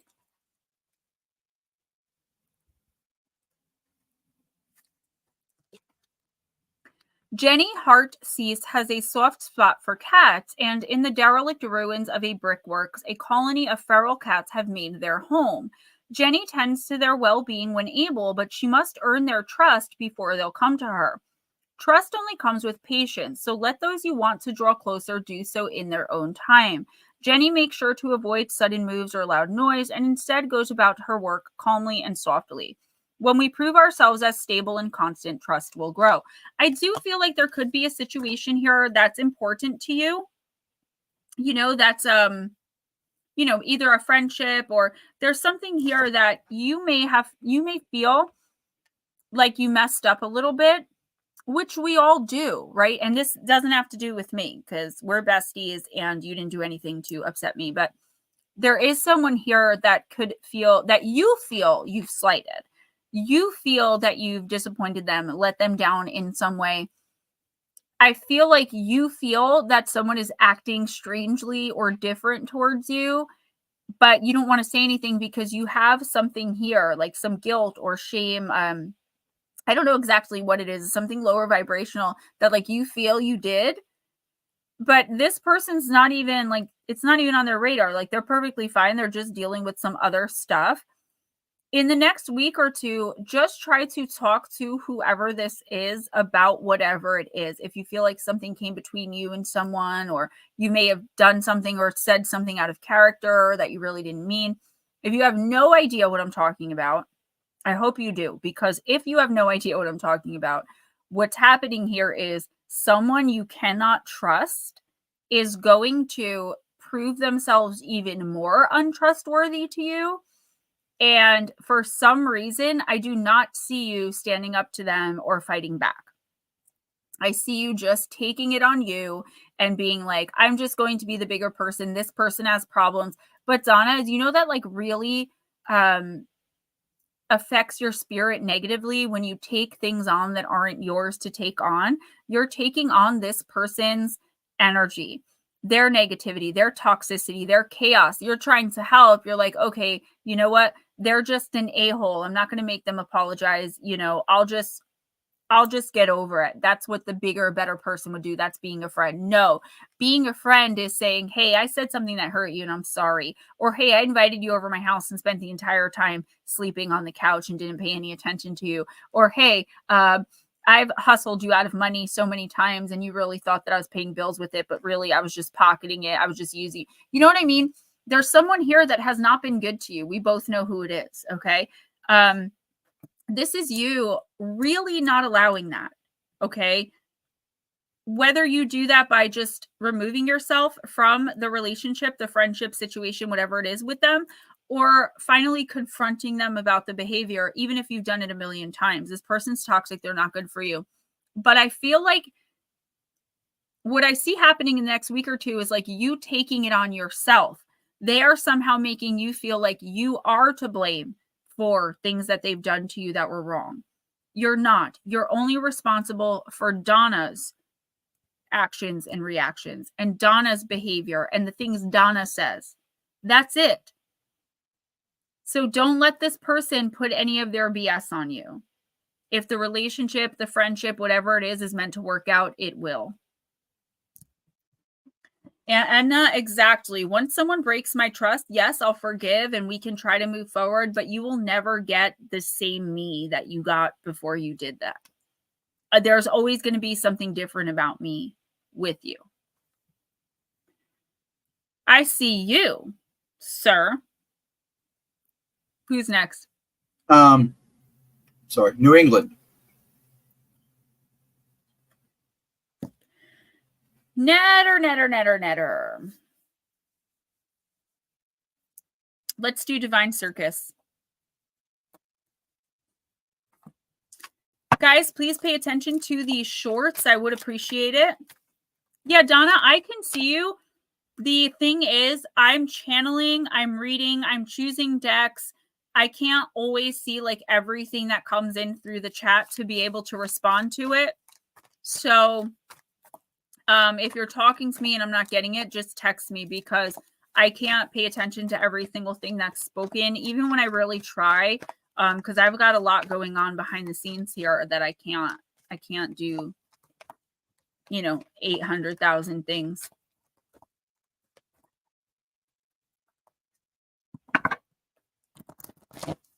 Yes, Brian, yes. If the person's, willing to let you try to gain it back. Two-way camera. Oh. Netter, you got Clown of Crossroads. Card number 32.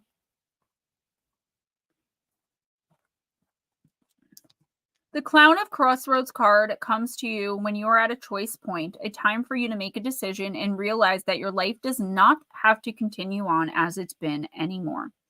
You are at a pattern-breaking, life-changing moment, or you soon will be. Of course, you can try to continue on how you are, keeping things the same as they are now for as long as you can. However, in doing so, you'll be saying no to the pathway that's opening up for you, leading to a different life ahead.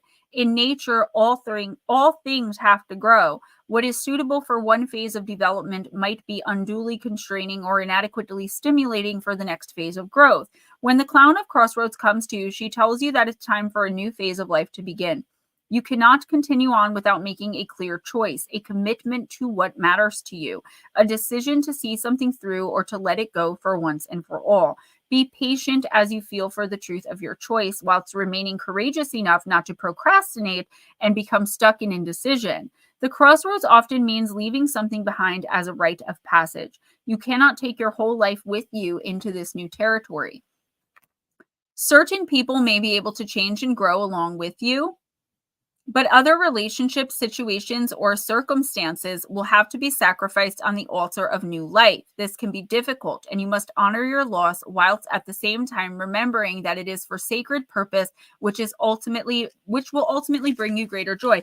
Donna, if you're asking about your reading, this was your card. I just read for you for 5 whole minutes.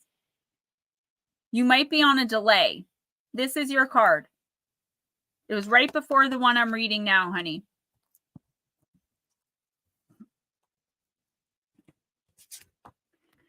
For now, Netter, you are in mourning for a mourning. There is the letting go and releasing in readiness for a new beginning. You may feel excited and sad. If you are grieving, know that your tears are cleansing you, freeing you from the past, and watering the new seeds in your garden of life. If you are already at the point of excitement, but perhaps also fear as you contemplate the risk of leaping into an unknown destiny, take heart. It is your time to leap. And when the timing is right, whomever and whatever is required to catch you at the other side of your leap shall be there. Hold on a minute, guys. This is irritating me. This is really irritating me.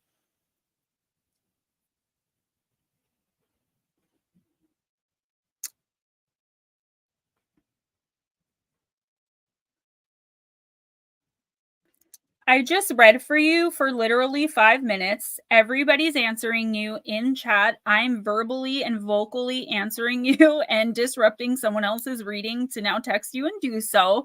I did read for you. I read for you the card of Prove Yourself. So if you go back and look, it's the card before the one I'm reading now from the Circus deck. Love you. I don't know what's going on with her. She has a lot of Wi-Fi issues, though, sometimes. All right, Netter. What this card is saying is, I feel like a broken record sometimes when I read for some of you guys, and I don't mean that in a mean way. I just mean like I really wish that I could see these opportunities and options that are being put in front of you guys so that you can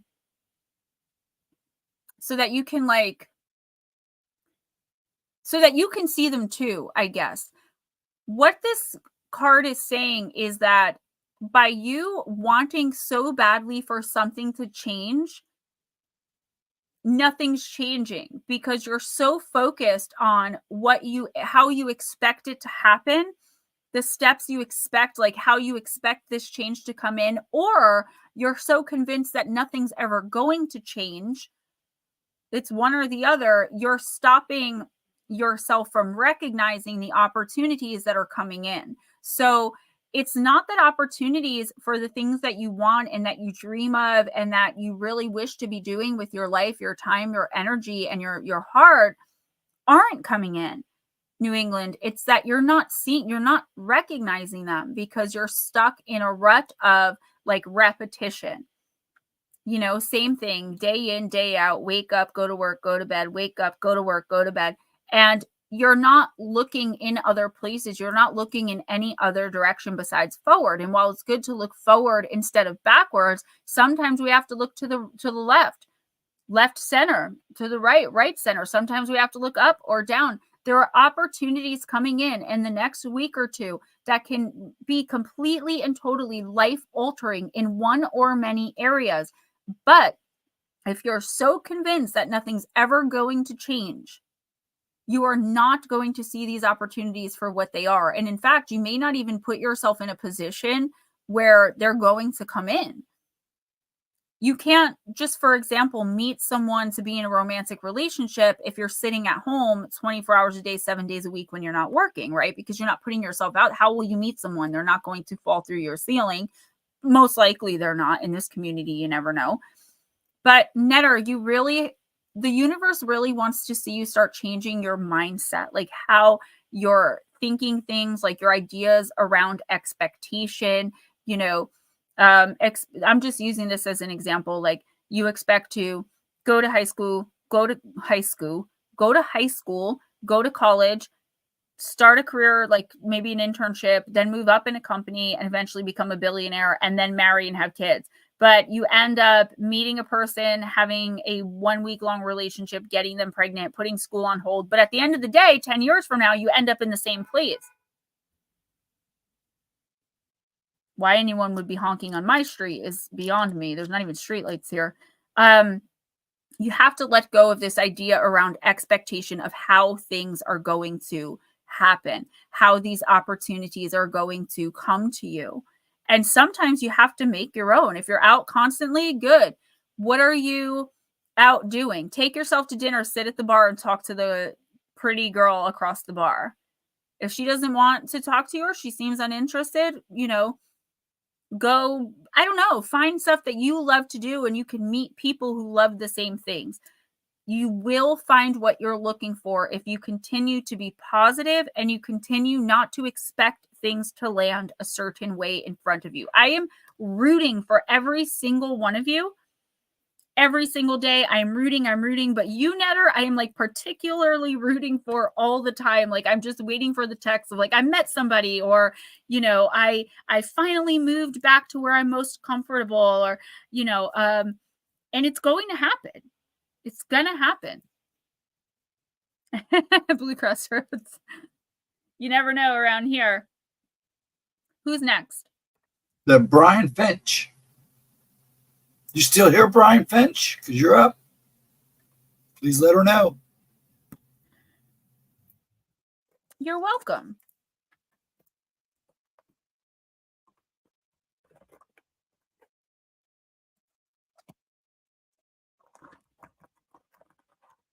All right, Brian, I'm using the Halloween Oracle for you. Guys, thank you so much for coming in and hanging out. Like I said, Monday we're going to have encounters with the Mothman attached to the Jack Fiddler and Swift Runner cases, and just a little bit about Swift Runner. I can't even say it's the full case. And we're going to be talking about the mysterious death and the bizarre phantom stalker of Miss Cindy James. Then the following week, I'm going to be trying to cover the butterfly people / the butterfly people of Joplin, Missouri. And there was something else really interesting I pulled up, the Dark Watchers of California. I think that's what our schedule looks like for the next 2 weeks, but next week's could change depending on my mood, to be honest. Please make sure you purchase a copy of my new book, Gone, Mysterious Disappearances. If you purchase it from now on out, you will get chapter 1 being Eric Lewis, not a campfire story. And again, my humble apologies. Things happen. Also, my other books, Missing the Faith Theory, Encounters with Evil, 101 True and Terrifying Stories, Shadow Entities, Sleep Paralysis, and Beyond, Danger at Your Door, Terrifying Encounters with Black-Eyed Kids, Midnight Visitors, which is just encounters of Black-Eyed Kids, Campfire Stories Volume 1, Campfire Stories Volume 2, Gone Mysterious Disappearances, all of my books on Kindle, paperback, and Audible. I couldn't put the links in this description box because I have my disclaimer is too long, but in any other stream or pre-recorded video, even in the shorts, you guys will find the links to my books. Also, how to donate to the channel, my Amazon wish list gift link. Thank you, Miss Pixie. And yeah, just trying to get a contracted writing job for some actual permanent steady income coming in. So your guys' donations do mean a lot right now, as I'm currently not under contract with a ghostwriter. All right, Brian, let's do this. The Veil, card of the future.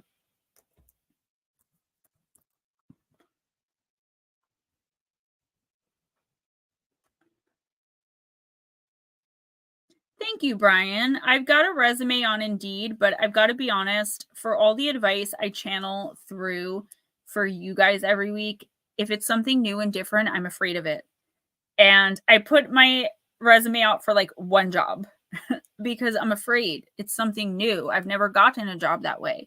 Jobs have always literally landed right in my lap. Like, hey, Gemma, you want to ghostwrite? I'll pay you. How much money do you want to make? I'm like, this much. So they're like, okay, great. Get started tomorrow. I've never had to look for a writing job, and I'm scared about it. I am. And fear, ego, edging God out. My fear has stopped me from actively pursuing a contract because I was told another one was going to fall into my lap 5 months ago now. And, so just love and light for me, guys, please. Brian, the ancient Celts used to call the time of the longest night of the year Samhain, pronounced Samhain. They believed that there was a misty veil that separated the world of the dead and the living, but on 2 nights of the year, Samhain and Beltane, the shortest night, that the veil would thin.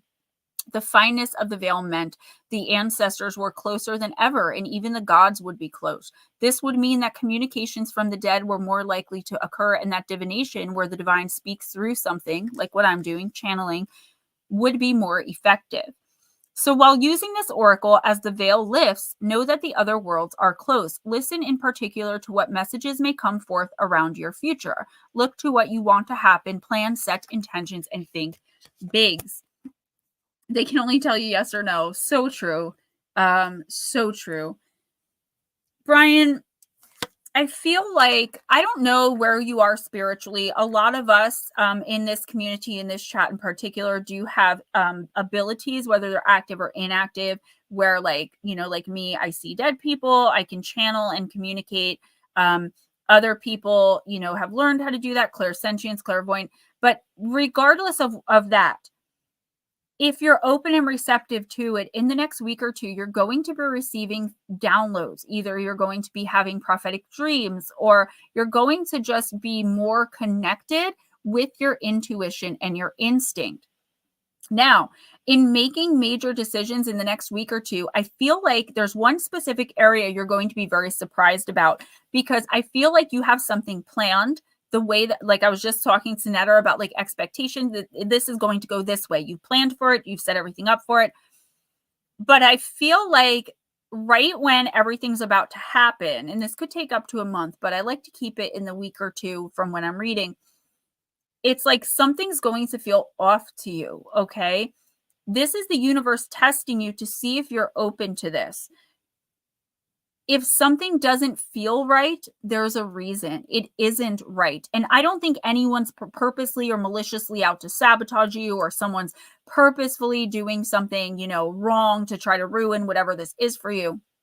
But I do feel like something got lost. Like either literally someone lost some paperwork, or something got lost in translation where there was a miscommunication. We still are in the shadow phase of the retrograde, and we will be until at least the second week of May. That's when I would say we're like out of the woods, so to speak. Your guides, your ancestors, your angels, your whole team who I have here, that's who I channel and bring in. they're trying to get a message across to you, but it's like you're not really receptive to it because you have a plan. Like, you've put this plan in place, you've put it into action, you've taken actionable steps towards achieving whatever this goal is, or doing whatever this thing is, or obtaining whatever this is. But I feel like how you respond to these intuitive hits in the next week or two, like, pay attention. If I always use this as an example, silly Gemma example, you are about to close a big deal at your job, right? You're a professional, you make tons of money, and this deal is going to make you $1 million. Right before you go to shake the guy's hand, you just get a very weird feeling that this person is a swindler, a liar, and you're going to lose your money. How could you possibly back out in a room full of people that all have their faith in this guy? You've already signed the paperwork. All that's left to do is shake. And so you shake because you don't want to look weird, and then you lose all your money. And you knew it from the very beginning. It's something like that. Like, you know that something isn't right here. You know that something's wrong. Don't go with the flow anyway to save face, or so that someone else won't be mad. Okay, this is your life. Whatever this is, it's like a serious decision or something serious that you're expecting to come in or that you've been working for. Don't throw it all away just so that you don't look a little funny to some people. Not everyone's going to understand why you're changing your mind about this. That's okay. Only you have to understand it, and you will be rewarded with exactly what you were trying to obtain, gain, and achieve in the first place very quickly afterwards. This is the universe just making sure that you're open and receptive to it, and that you trust and have enough faith in it that you're not going to try to override your instinct and intuition when it comes to certain things. That was completely channeled, so I hope that made sense. Who's next? Apparently you're done, so all you have to do is, who do you want to do first, Mike or Casey? I'm going to read for Casey first. Casey, I'm going to use angels and ancestors. Guys, if you're waiting on a May reading, so whether you're a patron or you paid for a May personal, I'm finishing them up this coming week between Monday and Friday. Also, if you order one in May for June, it'll still be $20. But come June for July, if you're not a member or a patron, it's no longer going to be just $20 for a remote general. You're welcome. Thank you. Also, remember, I do one-on-ones for an hour, 90 minutes, or 120 minutes as well, where you can ask questions. It's way more than general, much more in-depth. I also still have the custom-made spiritual helper boxes that I put together for y'all, depending on what you're dealing with. I will do consolatory, I don't know if that's the right word, phone calls as well. I do charge a fee for everything I do outside of this stream, but that's because this is my job. Guys, the best way you can support me right now, if you can't donate, because donating obviously is the best way, but you can support me by watching the shorts, liking, sharing the shorts, and leaving a comment. If you don't know what to comment in the shorts, in the pre-recorded videos, in the live streams, just put a heart, put a gemstone, put a knife. I don't care. An emoji counts as a comment, okay? And that counts as a view. And the more views I get, the more money I make. YouTube takes 49% of everything, including donations. So if you can donate through PayPal or Cash App, even better. If you guys can't donate financially right now, just donate your time, donate the like, donate the between 2 and 60 seconds of your time to watch the shorts. I really do appreciate it, guys. All right, Miss KC. And after this, I will see you guys on Monday at 11 a.m. Eastern in my pre-recorded, and 12 noon Eastern, and then Tuesday at 1 p.m. Eastern with Ghostdragonzw and Ryan Paul Tremblay with Afternoon Talk. KC, you got the Water Guardian. You're dealing with Pisces, Cancer, and or Scorpio energy here. I usually get Cancer off this card, but because you're a Pisces sun, this could be you. Let's find out.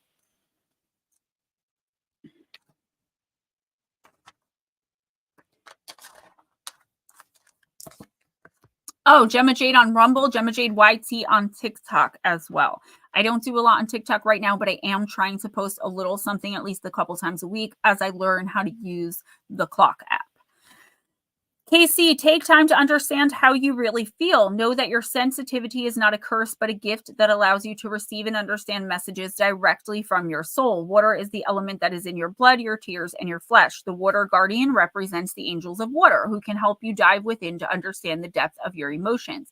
These angels are all about helping you see that your emotions aren't just feelings that are on the surface.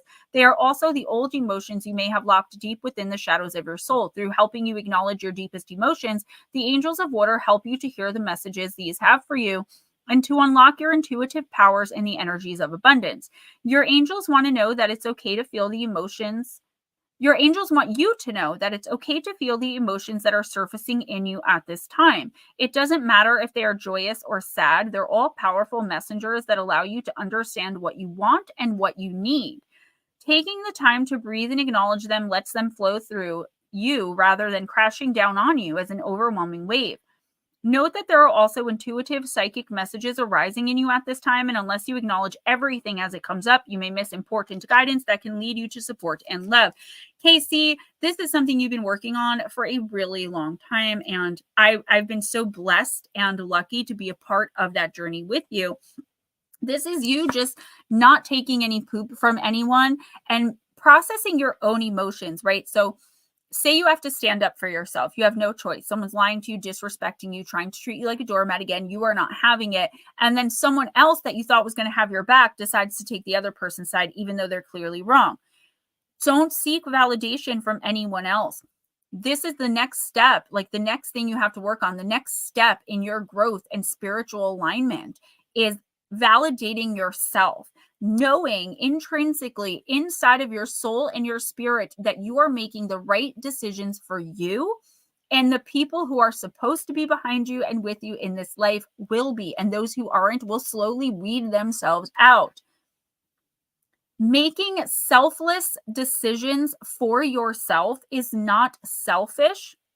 Making decisions for the very best for you is not selfish in and of itself. This isn't taking all the food and leaving none for your kids to starve. This is talking about making people treat you a certain way or not being around them. Things like that. And that's perfectly okay. You can't pour from an empty cup. This is the way the universe allows you to weed people out of your life. If they're supposed to be there, they'll be there. And if you being on your own side and validating yourself and standing up for yourself is going to make people want to not be around you, they're not supposed to be around you, Casey. And I think you know that. So keep doing what you're doing. Keep processing your emotions privately. Don't lay them out for everyone to see. Don't lay them bare in the next week or two, because I do feel like somebody that you maybe kind of put in their place, even if you did it kindly, some people just don't like that.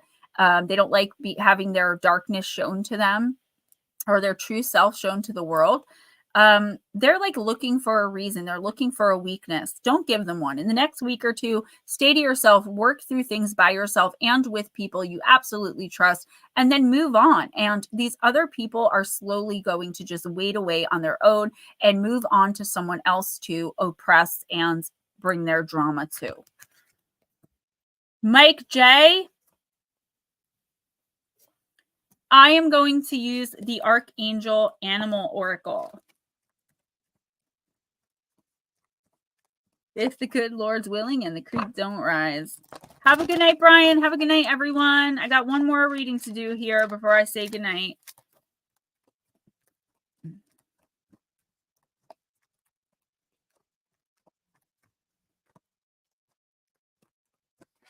Hey, Howie's here. Cowie, I was just in the beginning, I told everyone that if you popped in, thank you so much for that last week. Really appreciate it. Could not have come at a better time. It was a shock, a surprise, and it was so incredibly generous of you. And I just wanted to personally thank you. If you want a reading, let us know, because I'm ending early tonight. It's been a slow night. And I hope you had a great birthday, by the way. Mike J., Rhinoceros.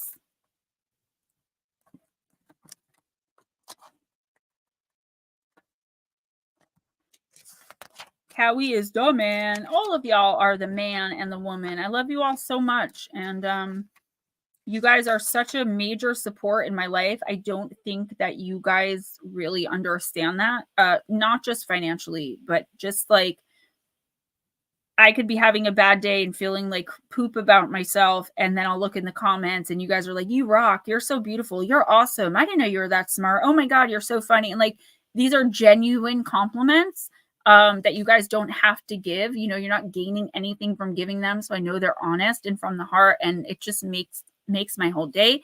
And it gives me the confidence to push forward on days that I may not, you know, feel like myself. Oh, absolutely, Cowie.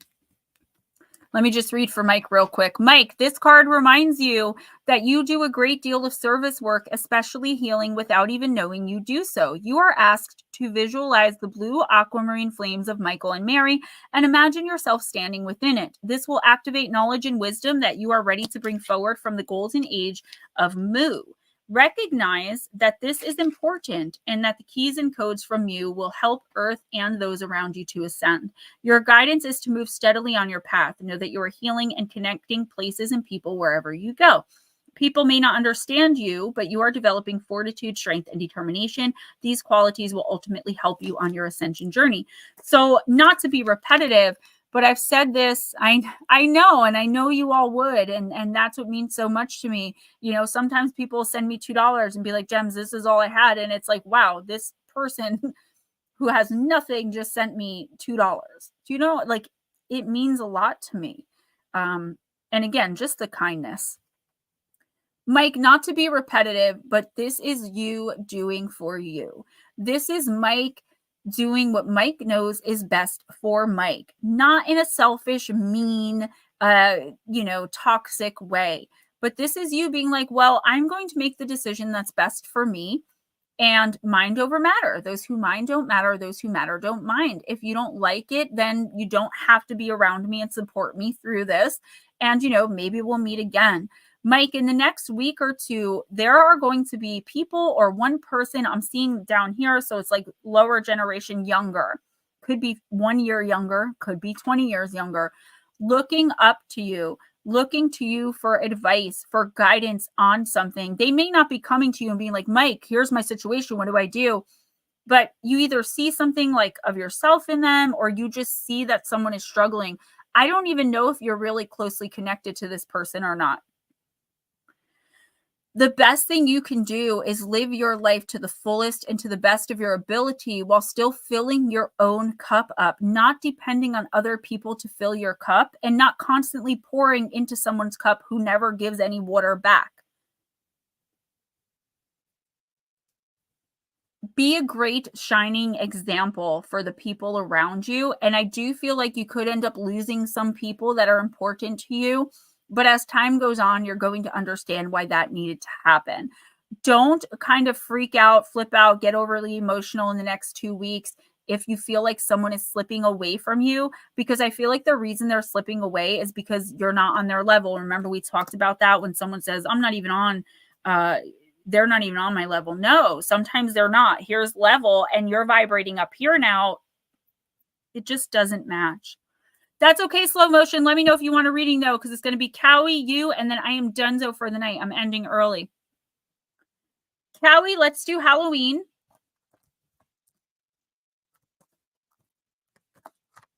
Fell asleep. 3. I cannot stay. I'm in bed. You can ask Ghost Dragons. I'm in bed by 8 o'clock every night, except for when I do this stream. If I have company, like my mom comes to visit, I'm like, I'm going to bed. She's like, I know, I'll watch TV. The only exceptions I make is like when my kids, like my oldest son will come to visit, I'll stay up late to hang out with him. But I don't really make exceptions because I have to get up at 6:30 and I'm grumpy. Like I am one of those people that's like, when I have something to do, I don't mind. But like if you wake me up for no reason, I'm going to bite your head off. Your favorite holiday? Mine too, actually. Slow motion, I got you, of course. We're only ending early because nobody's here. So if you guys want readings, I mean, that's what I'm here for, of course. Although I am looking forward to snacking and playing Fortnite. I mean, just saying, getting this face off, taking Gemma off, I put on my face, I put on the clothes, and I'm like, all right, I'm Gemma now. And then afterwards, even though today I just have on this kind of tank in my sweatpants that say queen all over them. Skull of Stars, Cowie, infinite possibilities. You know, Cowie, Halloween is your favorite holiday, and I can't use the Halloween deck without thinking of another gemstone whose birthday is on Halloween. Sir Slow Motion. Mark, you came just in time. You guys are killing me. I'm like, all right, I'm going to end. And then you guys keep coming in, but I'm only kidding. I don't care. Don't worry about it. We all have them. All right, Skull of Stars, Cowie. This skull brings us back to the fact that we are all made of the stuff of stars, yet many of us think so small. We are each born with a blank canvas to paint upon, and we are indeed an open sky of possibilities. It's easy to feel small in a world that's so busy, impersonal, and seemingly self-absorbed. We can at times feel lost and unclear about our direction and lose sight of our place in the cosmos. The Skull of Stars reminds us that we are only limited by our own imagination and boundaries. If we can dream it, it's possible. This card indicates that you need to think bigger and more broadly about your future and what you would like to achieve. Perhaps there are false beliefs, often old, that no longer serve you as you grow and change. Sometimes these beliefs may not even be yours. They may have been imparted to you by your parents or the wider community, yet feel rather incongruent to you. Cowie, you need to endeavor with all of your heart and soul to live the life you want and honor your own wishes and truth. So one thing I do see happening, of course I remember Halloween. It's my favorite holiday too. Well, besides Thanksgiving, because any holiday where you can put food in other food and then eat it, I'm all about it. I feel like in the next week or two, Cowie, you may have someone questioning your choices. Now, these are choices that you're fully confident in, even if it's ones you're not making right now. Like say you have a 10-year plan, like I have an 8-year plan, my spiritual retreat. Say you have a 10-year plan and like you're just ready to start taking actionable steps and putting this plan in place. Say it's a 6-month plan, whatever it is, it's your plan, it's your baby, you're ready to do it, you have the resources, you're going full steam ahead, full throttle. You have people in your life that you feel should be supporting you who are going to be asking you, like making you feel some type of way about your plan, like trying to either talk you out of it or trying to make you second guess it. Please understand, and this doesn't have to be a plan. It could be a small decision. I'm just using that as an example. Someone is questioning something that you're aspiring to do or that you're thinking about doing that you're very sure of. This is selfish that they're doing this. And I don't think they're doing it to be selfish. I think they're like, well, if you get that job that you've always wanted, you're going to move away and we may never see you again. But they're not going to say that out loud. Instead, they're going to be a little bit nasty and make you feel like you're making the wrong choice because they don't want to say, hey, I'm afraid that if this happens, I'm going to lose you. If you have issues, especially in the next week or two with someone you're close with, a parent, a sibling, a lover, a best friend, and anybody that you trust and that you're close with, if you start having like issues where you're like, okay, don't know where that came from, don't take it personally and extend the olive branch to this person. Give them a space where they can feel comfortable talking to you about what's really going on, because I feel like behind this mask of like anger, resentment, or just being an a-hole, it's coming from them caring about you and not wanting to lose you or like worrying that you're going to get taken advantage of in some way. This is coming from their heart, but they're not the type of person that's going to say it. I see this person as a little bit more, they keep their emotions pulled in. They're not going to come and give you a big hug and say, oh my God, I love you, I missed you so much. They're going to be like, what's up? Good to see you. And like walk off. You know what I'm saying? Like that tough guy. It could be a female. Don't take anything personally from someone you care a lot about in the next week or two. They're going through something out of some sort of fear for you. It's coming from someplace good. Now, if you give them the space to talk about this with you and they still want to be stubborn about it, don't change your plans. Don't procrastinate. Don't start overthinking. Are they right? No, they're not right. You know what's right for you right now, Cowie, and you know what the plan is. You know you can do it and achieve it, so go ahead and do it. They will come around. This is not someone you're meant to lose for good. If it's a toxic, chaotic person, which I don't see it being a toxic, chaotic person, but just in case, I don't see everything all the time. I miss stuff sometimes. Good riddance to bad rubbish. They're just jealous because you have an actual plan that doesn't involve putting others down for their plans and dreams and goals. Slow motion, I've got to use Halloween for you too because it's your B-Day.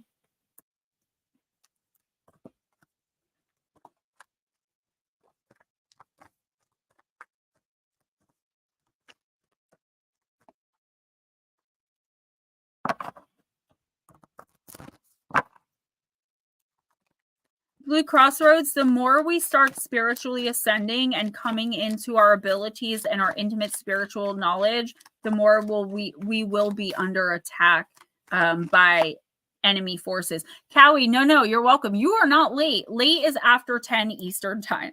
Just tonight, I was just going to end early because nobody was here. So, you've been with me forever. If, it's not like you're a rando coming in. And even if you were, I probably would still read. This is my job. I love doing it. It always cheers me up. I just like playing Fortnite too. I mean, by the way, if any of y'all are on Fortnite, it's Gemma Jade Whitesea. Okay. All right. Slow motion. Let's see what's up with you. And then we will do Mark Halstead. Mark, I have been getting your text. Just like with Diane Boss, if you're listening, I've been just saving them up. I have not had a chance. Monday, it's my busiest day of the week. Tuesday, RJ was homesick. Wednesday, my mom was here all night.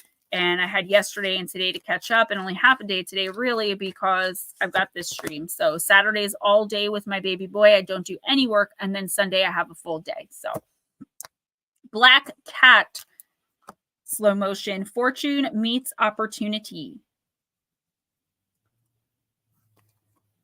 Let me take a puff real quick.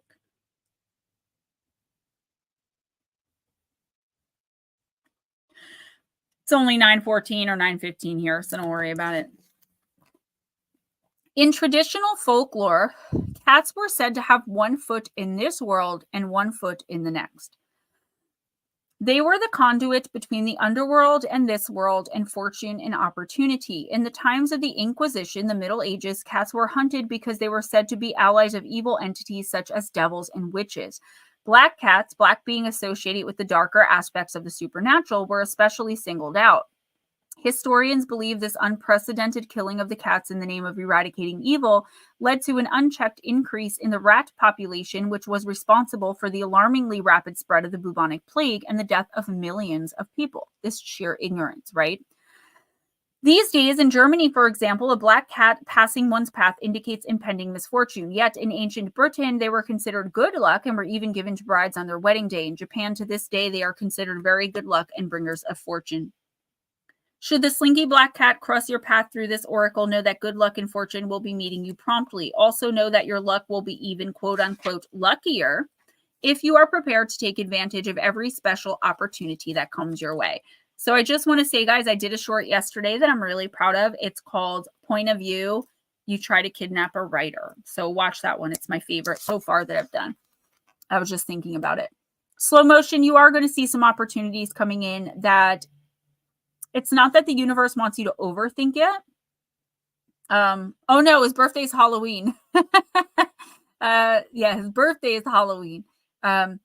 It's not that the universe wants you to overthink it. The universe wants you to kind of underthink it, because I feel like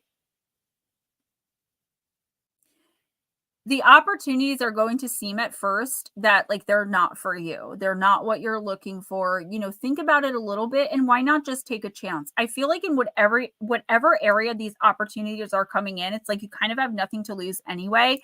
But it's like the expectation point of it again, right? I said it a few readings ago. It's like you're expecting A, B, C, and D to happen, and then you get to E, when really it's like Z, Y, Q, W, then you get to E, right? Don't pass up an opportunity just because it isn't exactly what you're looking for, because when you take these smaller opportunities, it's going to lead to the big one, to everything that you've been looking for, looking to gain and achieve in a particular area of your life. That is what's happening in the next week or two. The universe is testing you, as it tests all of us all of the time. Are you willing to step outside of your comfort zone and take an opportunity that maybe doesn't look so good on the surface, but you see the potential in it to move forward more quickly into your ultimate goal, your end game. Okay. You are going to be quote unquote lucky in the next week or two. Maybe you might want to play a lottery ticket. This isn't really a financial thing though. I'm seeing it more of like things happening that you're like, oh, wow, that worked out well. Oh, wow, that worked out well. Man, I'm on a roll. That type of thing. So when opportunities come in, or this one opportunity comes in, why doubt it? Everything's going so well. And if you continue to focus on that and focus on the positive, you will actively manifest more good luck, more fortune to come in, and more opportunity to further whatever it is you're trying to do. Stop doubting that the universe is taking care of you, because the opportunities it's presenting don't look exactly as you would have them look. It's okay, Callie. It happens all the time.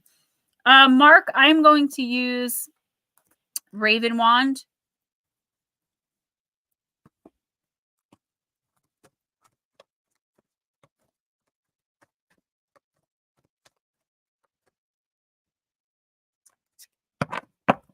You guys are fun. No, his birthday is on Halloween.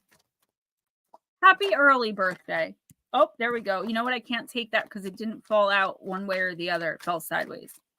I also did first week of May. Shorts are up. So last week of April, which is this week and next week, are up as well in the shorts, guys. If you want to check those out, I do 1-card readings. That is awesome.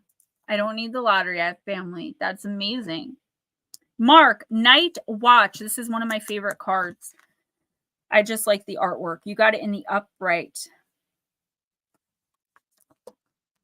Tor's duty is to guide 2 young witches to Hope Coven, but while sitting night watch, he spies a light deep in the woods. Instantly, he reaches for his sword, but refrains from drawing it just yet. His first reaction is to fight, but is the light a threat, an ally, or an opportunity? He's caught between firelight and moonlight, just as he's torn between action and patience. Silently, he watches the light draw closer, and even though his protective instincts are very strong, he must act only when absolutely certain. Don't jump to conclusions. And don't make snap decisions, okay? Anything that you do, Mark, in the next week or two, regardless of what it entails or what it has to do with, like what area of your life, think it through. You could end up making a silly mistake that could have been avoided had you just thought about it a little bit longer. Don't be antagonized or manipulated into making a quick decision either. If you're not ready to act on something, to do something, to say something, to whatever, to accept an opportunity, don't. I don't see the universe like really reaching out like, here's step 1 in this major plan of your life, not in the next 2 weeks. So these are small decisions that could end up having serious effect. Don't allow your anger to get the best of you, or your frustration, right? Don't make decisions based on lower vibrational feelings. I feel someone is like goading you. This could be a spiritual being. Now that you've opened up, it could be an enemy being, a lower vibrational spirit that's trying to get you in a state of like hyper fear and sensitivity, to just get you to agree to something or to do something without really putting much thought into it, just to get it to leave you alone. Same thing with a person. If you just lend me the $100, I'll go away. You know what I'm saying? Do not do anything. Don't even say anything without thinking it through. And it doesn't mean overthink or procrastinate. It just means be very careful who you're associating with, the decisions you're making, the choices you're making, and the things you're saying, because you could end up alienating someone who ends up being really important to you in the long run. And then when you get to that point, you're going to have to fix this with this person, when really, if you had just thought about it for a minute, you never would have said and or done what it was in the first place. Think things through. Now is not the time to just take a leap of faith and know that the universe is going to catch you. The universe is going to watch you float around in the air a little bit and see what you do if you do something like that, okay? Also, don't make snap judgments. You could think someone's ignoring you, but really, they're having this horrible crisis happening and you don't know that. Don't think that someone is purposefully don't think that anyone's like purposefully acting some negative type of way. You know what I mean? Just don't immediately decide things. That's the best way and easiest way I could have said that. Don't make any immediate decisions without thinking it through in the next week or two, regardless of who it concerns, what area of life, what you're doing, who you're doing it with, or who it involves. Jarvis, Do you want a reading? I saw the 21, Jules. I'm telling you, I said it.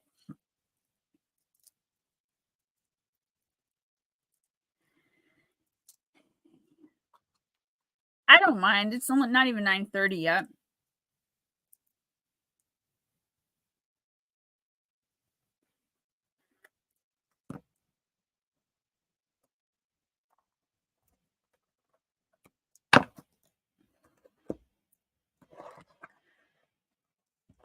We're playing with the gerbils and answer the woman. Yeah, stop milking the gerbils. You want a reading or not, dude?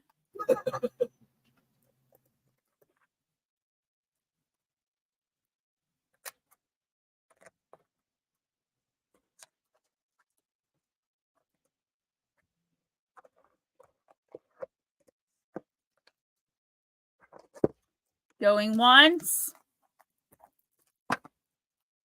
Christopher, answer the woman. Going twice. Uh-oh, Chris. She's counting.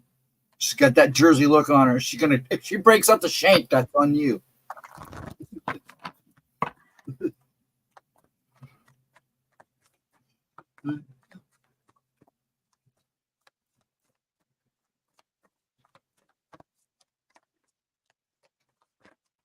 Christopher.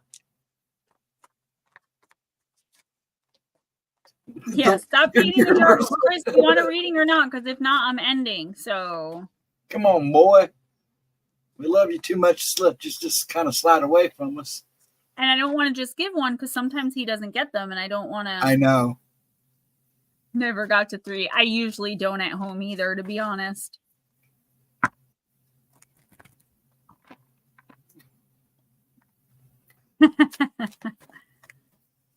All right, it's 9:25. At 9:26, I am ending, guys.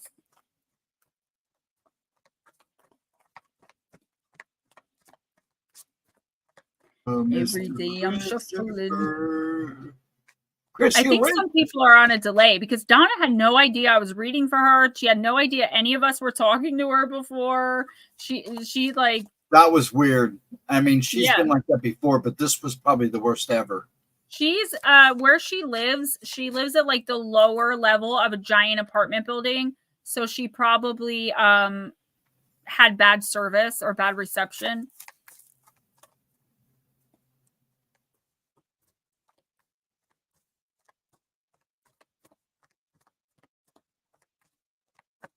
Oh, Christopher, what happened? Did you get booted off or something? All right, guys, I love you all so much. Don't forget Monday, the premiere, 11 a.m. Eastern, another premiere at 12 noon. The 12 noon Eastern time premiere will stay public for 24 to 48 hours. Sometimes I forget, and then when I randomly remember, we have afternoon talk at 1 p.m. Eastern on Tuesday. Myself, Ghostdragonzw, and Sir Ryan Paul Tremblay. And I do want to talk more about the butterfly people of Joplin, Missouri. I've been researching it ever since I kind of brought it up. Yeah, have a great weekend. Thank you in advance for anyone who donated, PayPal, Cash App, for everyone who donated, Super Chat, super stickers. You guys are the actual best. Watch the shorts, please. Don't forget, I already acknowledged chapter 1 of Gone is actually one of the chapters of Campfires. Don't know how it happened. Don't want to think about it. But if you order from here on out, it will be fixed. Good night, guys.